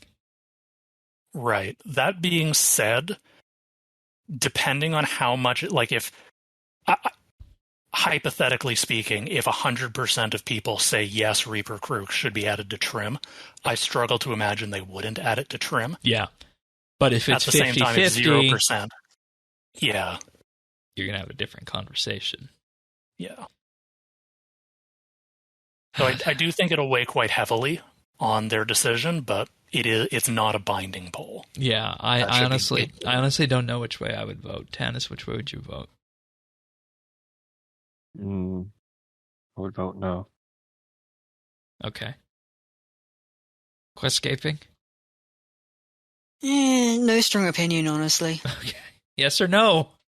Fine. No. Okay. I'd vote yes. Now here's one. This is one of Earth's favorite polls. Should Master Questscape be required to unlock Trim? He is adamantly in the yes area on this one. Yes. Earth is. And I feel like this one is a yes for me as well, and I feel like this one should pass, but I feel unlike the Reaper Crew one, this one won't pass. Yeah, I also think it won't pass. Regardless of my personal feelings on whether or not it should pass, I don't think it will. And that was my my first quick take on that, very much in the same line as you. Tanis? I guess I'm really the odd man out. I would have voted no too. All right. Questscaping? You're the one with the most stake in this question. I'm biased, and I'd say yes. Okay. Interesting, because I also have Master Questscape, and I'm part of why I'm leaning no is because I do have Master Questscape, and I kind of don't want all the twitchy completionists to have just gotten it just cuz. Right, keeping it kind of as like the lore in Questscape, whereas Master Questscape is the kind of thing. Until very recently, there's only two reasons you went for it. Either you really liked the lore, or you were a hardcore cluer. Because of the teleports. But they've removed the teleports, so now the cluers aren't doing it. So it's nice and exclusive. This is my I care about lore cape. Right, exactly. And I can see that as well. You don't want people just, space barring through things just to tick off their trim requirements. Yeah, I mean, I talk about this a little bit in my more detailed notes, but philosophically, to me, trim makes sense as I deeply understand the game. And whereas Master Quest can sit on its own as being, I deeply understand quests and lore. Well, I think in theory, I deeply understand the game should encompass I deeply understand the lore. I think in practice, it's not going to, because the people who want trim are just taking off boxes. Yep. And they end up understanding a large chunk of the game just through sheer repetition. Yep. The lore doesn't work that way. Very true.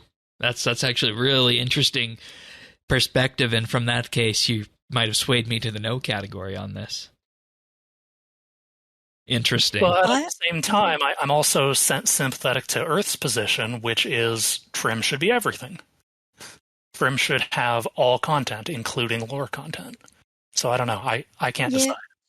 I'm on the trim should have everything camp, but I also think, as far as your point goes about wanting just the Master Quest capers to be really actual caring about lore people, who's going to be wearing that cape? The trimmers are probably going to be wearing the trim comp cape if they, or their comp cape, naturally, because that reflects what they're going for in the game. And outside, particularly some fashionscape or another, the Master Quest capers, people who are going to be wearing that cape are generally the people who want that to reflect what they want to present themselves with their playstyle.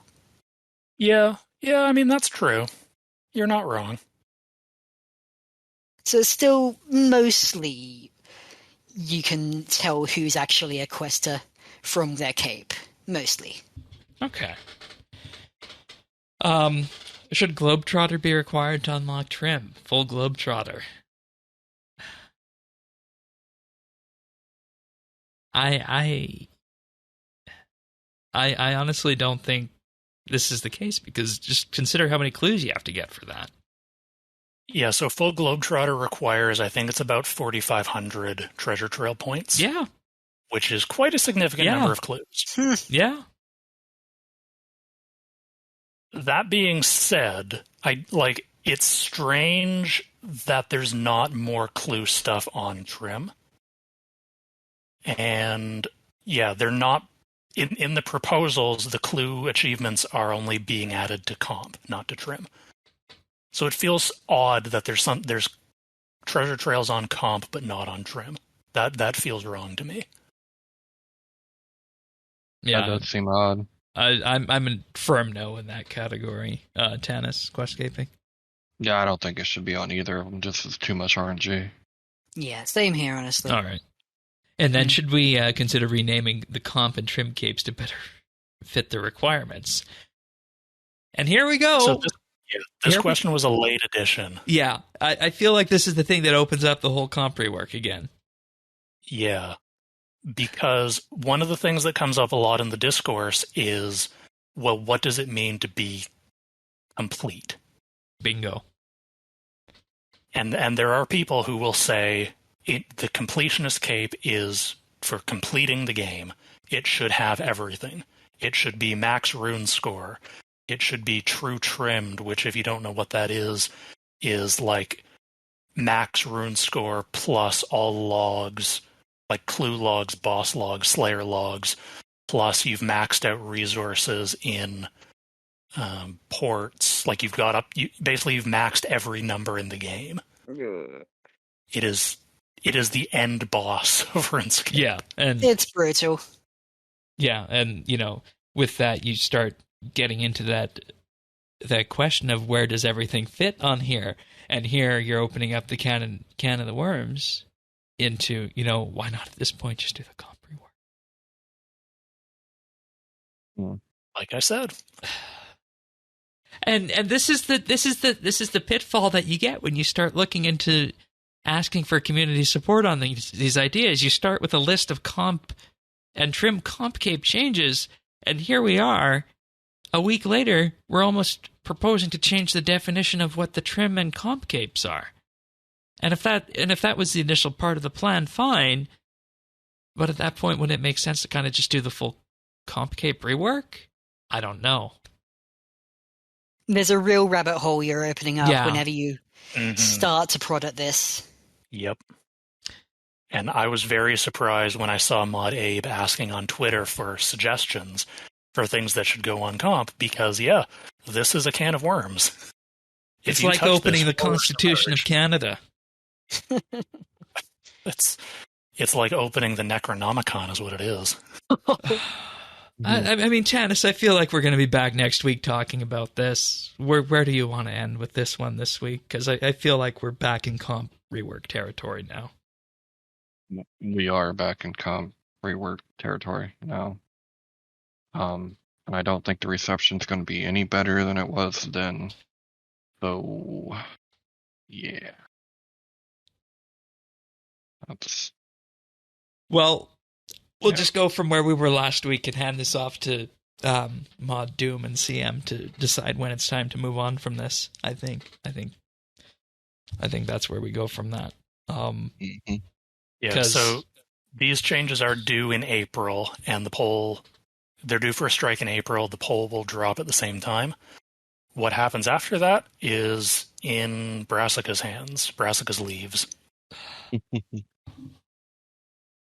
I just lost all will to, continue on with this discussion on this, because we're going to be going down a rabbit hole here, and there's not going to be any firm conclusion on this based on, 2 or 3 of these poll questions.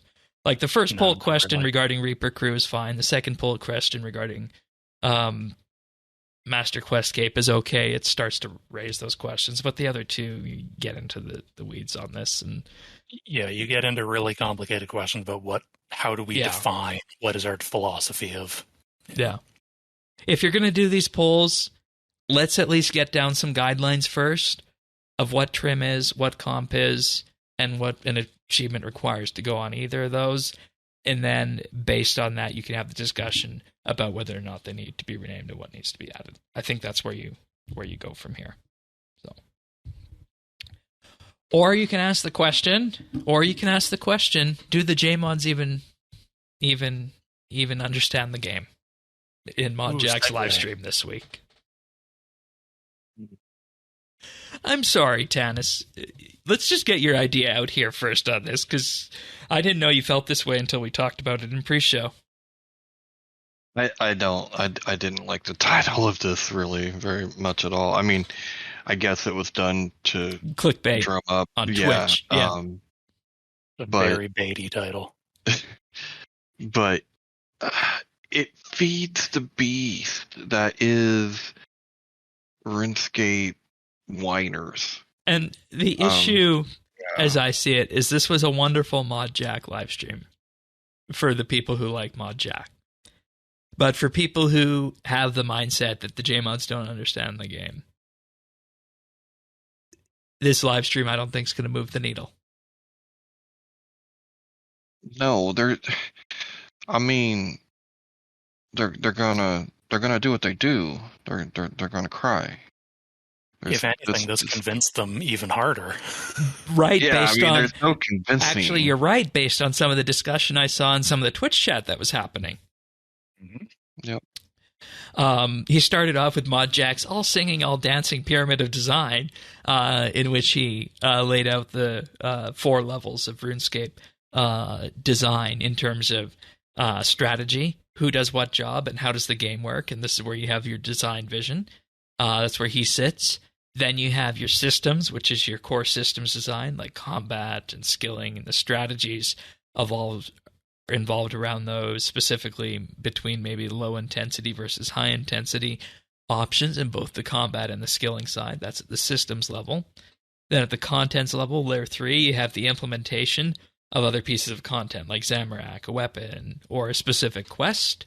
And then the tier 4 is layer 4 is interactions, quirks, bugs, and quality of life. And this is where everything else above interacts with everything else. This is where the players have most of their concerns. This is where things like incendiary shot and 4-tick auto-attacking come in. So, the lesson from this live stream is that everything flows top to bottom. And then that's why players will then raise the discussion. Why aren't you taking this into account when they're talking about a specific interaction? And the thing is that if there's some policy change that's made at layer 1, 2, or 3, in terms of strategy, that might have 5 different ramifications down the line. And the example he gave is everybody's favorite. What if you make RuneScape not beholden to the tick system? And he said from the point of view of systems in terms of combat, then at that content level, everything would touch way more individual pieces of content if you were to remove the tick system. Like every cutscene would have to be updated. And then with that, there are subsequent changes at layer 4 where so many things would change on an interaction-based level that can't even be imagined yet. In particular, the example he gave is you change one thing at layer 1. That snowballs to 5 at layer 2, then 100 at layer 3, and 10,000 at layer 4. And this is where I saw the community first push back is, no, you can change your strategy and you won't have 10,000 changes at layer 4. And see, and I'm from the point of view of, yeah, there's 10,000 changes and it would be worth it. 100%. And at that point, if you change something so big at those higher up ones, then those are the updates that take a lot of time. Like if you were to rework the construction scale, I think, or you were to remove the tick system. I mean, that's true, but you would have an actual true combat system instead of a glorified. I mean, the difference is, I mean, right now we have a glorified QuickTime event. That's what it is. That's true. I had this realization. I thought of it this week. I was like, this is a glorified QuickTime event. I hate QuickTime events. Like, it's no wonder that I don't like the combat in this game. I'm like, oh, that's why I don't like it. It's a QuickTime event. Because it moves so slow, relatively, compared to everything else out there. You got to catch a little cues and hit them at just the right time. And it's not actually about fighting. Game, but a snail's pace rhythm game. Yeah. I mean, find another game that does it like RuneScape does it. We'll wait. But he said another example he gave is that you could have a strategy that content should feel rewarding. That's a decision the lead designer would make. But then at the systems level, you have things like you implement that by saying PVM is hard and should be rewarding. That then becomes a combat and PVM strategy level decision that you would talk to somebody like a combat designer. Or a skill should be rewarding. That'd be a skill designer. Then at the content table, on the combat side, that might be something like fixing bad drop tables. Then you get further down to the interactions around that. In particular, this is where you see and where you would fix stone spirits are a bad drop. And that's where you get into things like utilizing the ninja team, focusing on optimization and player feedback. And he said, 4-tick auto-attacking or channel canceling, as they call it in-game, is taking advantage of a quirk that exists entirely at Tier 4. They could easily remove that, but at the same time, it would take away something the players have started revolving themselves around that wasn't necessarily supposed to be that way. And he said JMods appear ignorant because they can't have a discussion about the thousands of pieces of interaction that happen when a specific piece of content is changed. This was one of the key takeaways for me. Yeah. Because the thing that players always do whenever there's a general Q&A stream, pretty much every general Q&A stream, the questions are either, when will you do this piece of content? Which is, JMods can't talk about that for different reasons. The other major category is, why won't you fix this bug? Or this specific interaction needs to be fixed. Why won't you do it? And that is a conversation. There are reasons for that. But there are so many of these interactions, and it takes time to explain all of them. You can't answer those questions in a live stream unless you're going to chain them to it, you're going to lock them in the stream room for a week. Yeah. Yeah.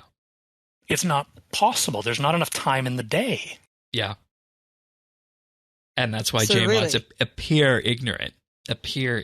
Key term there. And then he bounced off of that to the incendiary changes by saying that this was just a bug fix that had a wide-ranging impact on ranged combat. In reality, he said you can't make decisions based on an extremely small, nuanced implication unless it interferes with things at a strategy level. Who said that?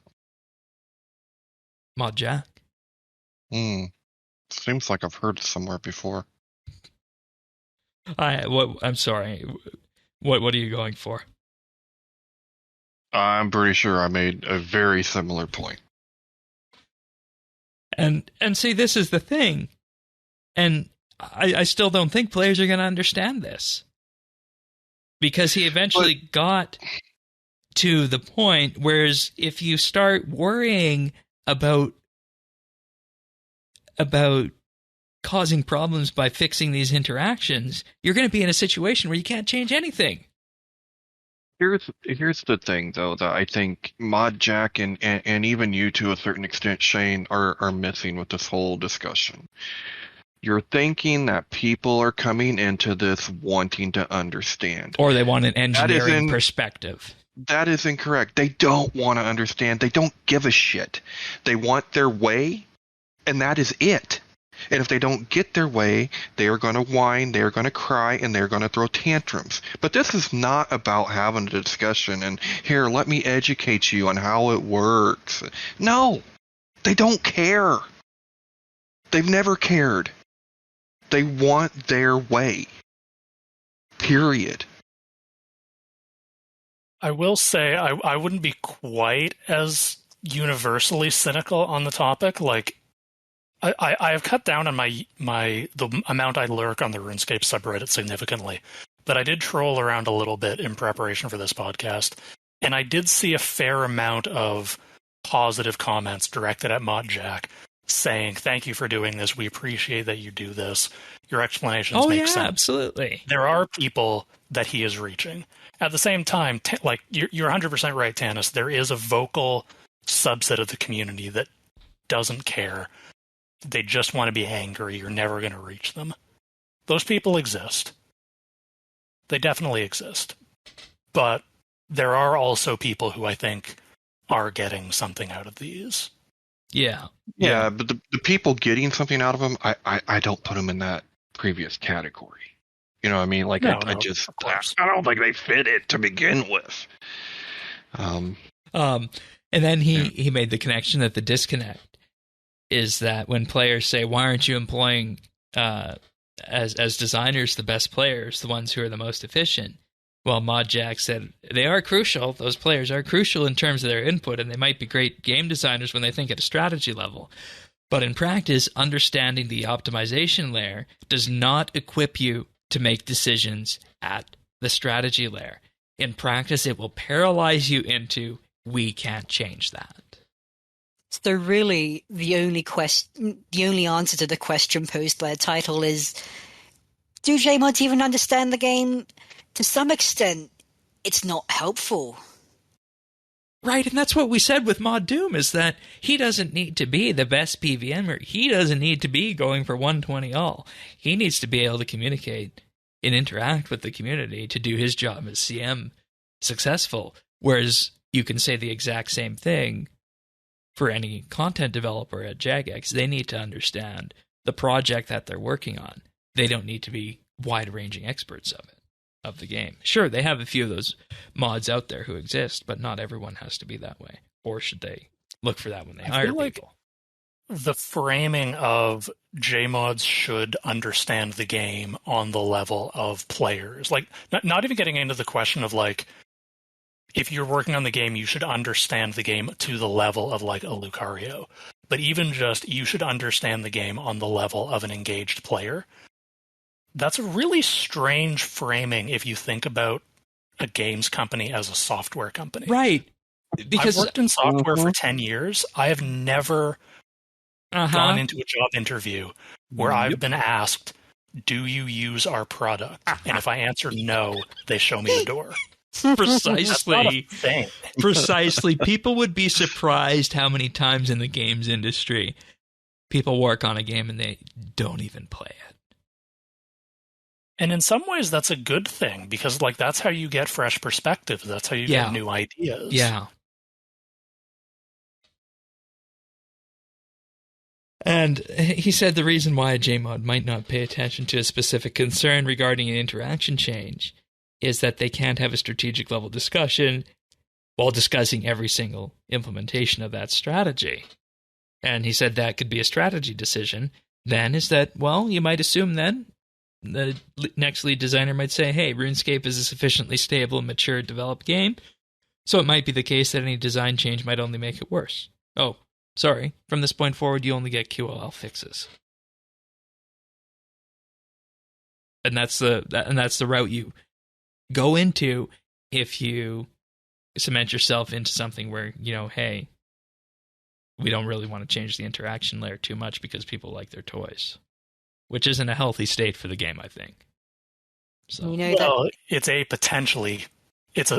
state for the game. It's the life support state. Yeah. And you know that everyone who is screaming for various fixes to be made immediately would not be satisfied with the game in this state. Yeah. No. Yeah, because those are also the ones screaming about, why is there no content updates? Where's my weekly content? Everything at once now, please. Yeah, and I mean, look, we got to credit Mod Jack for doing these live streams. And the JMods, and in particular the communications with the comp changes, have been remarkably open, more so than you'd see in a lot of other games, I think, out there. Once again, I hope they are not shooting themselves in the foot by doing this. I really hope that this doesn't make things worse on this in terms of creating perceptions about the JMods and whatnot. So, yeah, I got pretty big feet. Yeah. Two final notes. He said that there should be reasons to engage with PVM beyond just accumulating GP through drops. And he said this is a strategy level discussion that creates a design to solve that. And that discussion around that means that if you implement that, you won't be able to say what your GP per hour is, or what your DPS will be, or what Decimate will be looking like. It's just that it makes PVM more engaging beyond collecting GP, which I think makes sense, and that's a good strategy to have. And then one of the final things I took notes on here is that he said, I don't think the outpouring of emotion over the Fractured Staff by players is unjustified, which is another thing that came up after the Fractured Staff changes came out, and more so the Incendiary changes came out, is that Jagex was ignoring how players felt about this. And I think it's really good that he said that, you know, hey, we hear you. I don't think what you're saying over this is unjustified opinion. So, overall, some good, some bad in this live stream. I would have liked this live stream to have reached a wider player base, and I think been maybe condensed down by about a half hour or so. But that's really the only points of feedback that I have on it, aside from what we've already gone through. Anybody else have anything before we move on to our last thing? Yeah, I think these live streams are very good, and I appreciate the spirit of openness they foster. Just the very nature of having a game developer, like the game designer, have such a spirit of openness, talking about the genuine processes behind everything and demystifying it. I think that genuinely does do a bit to swing over some people who won't be the absolute raging Redditors, but might be a little on the fence and might have some knee-jerk opinions if they don't realize the actual processes behind it. I think it does do something to quell the people who might not realize exactly what is going on. That's a fair point. I agree. Yeah. I really enjoy these streams. I like that he does them. Yeah. Anything else, Tanis, before we move on to our achievements? Nope, that's it for me. Starting off, we have Dat Engineer with 120 Hunter on March 22nd. And we have Azoyo with 120 Mining on March 21st. Right on. And on March 18th, we have 2 achievements. We have Duke Juker with 200 million firemaking XP, and Sebage with 120 smithing. Always knew he'd come back. And back to March 17th, we have 82nd Airborne with 120 divination, and Coforge with 200 million Constitution XP. Rightio, and then on the 17th as well, we have Worst Tasker with 99 fletching, 99 firemaking, and then on the 16th with 99 magic. Congratulations. And speaking of tasks, Questcaping, you have a pick of the week with that same word in it. I've never watched this YouTube channel, so I can't tell if it's exactly the same on that or not. Well, funnily enough, it's not that different. RuneScape has a hobby of assigning you some rather weird and wonderful tasks at times. I can imagine something like buy up all the kinds of alcohol in the game and give them to the drunken dwarf would fit rather well for this. Because what I am recommending is a TV show called Taskmaster. It is actually beginning its 15th series next week. It is a British comedy show, kind of a game show, more like a panel show if you're familiar with that sort of genre. That's really kind of unique to the UK, honestly. Oh, okay. And yeah. So what they do is they get together 5 different British comedians over the course of a series, and they have them compete in rather nonsensical challenges. Watch their absolutely bewildered and flustered approaches to it and communally laugh at them. But in the spirit of British comedy, it is all in good fun, and it's very popular. It definitely became very popular over the pandemic, especially because of how accessible it is. Almost the entirety of it is legally free on YouTube to watch if you so wish. And that is how I got into it. Came down with COVID one of those days and just absolutely zonked out on the sofa. Oh, okay. Yep. It was my lifeline. I laughed hoarse as my throat was. It was excellent.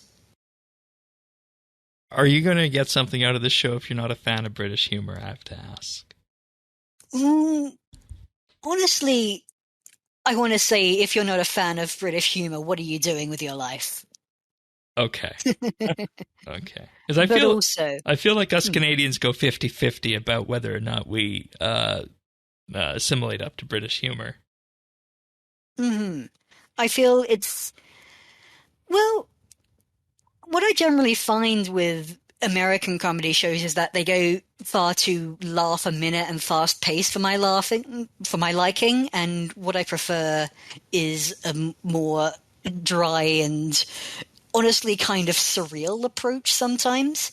But I think if you if you do like your laughs thick and fast, then there is no shortage of absolute nonsense to behold on this very show.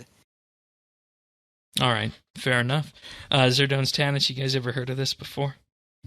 I have not. Okay. I've heard of it, but I haven't seen it. Okay, so good pick of the week then. Thank you, Questscaping, for that. Thank you. And, I think that's a good thing, having shows on YouTube and whatnot these days. That's something that has really evolved over time. Previously, you didn't see anything like that. Now you do. So I think that's proving to be a good format, one way There's or the other. There's a couple of UK panel shows that do that. I think it's a good move. Yeah. Mm-hmm. Yeah. Very digestible. Be interesting to see what would happen with that if we had that for some of our North American productions in that. So, reminder: help wanted. If you guys want to be a guest on the podcast, or you think you might have some skill set to offer us, visit update.show/help. We are running our help wanted form. Just fill it out there. Tell us a bit about yourself, what you think you have to offer, and I'll be in contact with you sooner or later. Update.show/help. What have we been up to? Let's go to user don'ts first. Well, my long-term goal, sort of alluded to earlier, is going for trim. I'm down to my last achievement on that. I just need to get all my Barbarian Assault rolls Oh, that's up. not too bad. Hey. I am 1,200 points away. That's 7 Horns of Honor. So that should be, assuming the wiki algorithm is in fact completely solved, that should be landing in mid-May. So nice they added that to the Traveling Merchant, isn't it? It is. It makes it a lot easier. Yeah. Okay. I mean, having just had this conversation about how accessible Barbarian Assault is. Great. You can just buy Barbarian Assault. Yeah, sure. Okay. There's a reason for it, and that's why I felt so conflicted with that when we were talking about that, because that was at the back of my mind. In my defense, I never said I wasn't a hypocrite. Oh, yeah, that's fine. You're allowed to be that here. You're allowed to be that here. Tannis, what have you been up to? I did the quest and basically still making mahogany frames about up to 4K so far. And gonna just keep doing it. And then Not bad. Yeah, we'll bank some double XP and then we'll start working on our construction grind. Right on. How about you, Questscaping? I've been a bit of a shake-up in the personal life as of late, so RuneScape has not been a priority, but I saw the new quest released, and I went, okay, fine, I have to take a look at this fort thing. And really, I sort of got into a strange meditative state, finally doing all this 40 grind, really just zoning out, clicking those sparkly construction frames. Oh, I forgot to mention it. You can walk on the walls of the fort now. This week. You can. You can look over your kingdom, your duchy. Settlements. God, we were wondering why that wasn't a thing with the actual fort update, but it's here now. Yes. It is pretty beautiful. You can only walk on the southern wall. Yeah. Currently. The southern and the eastern wall. Which makes sense because it's kind of hard to find a ladder spot in the other one. So Yeah. Yeah.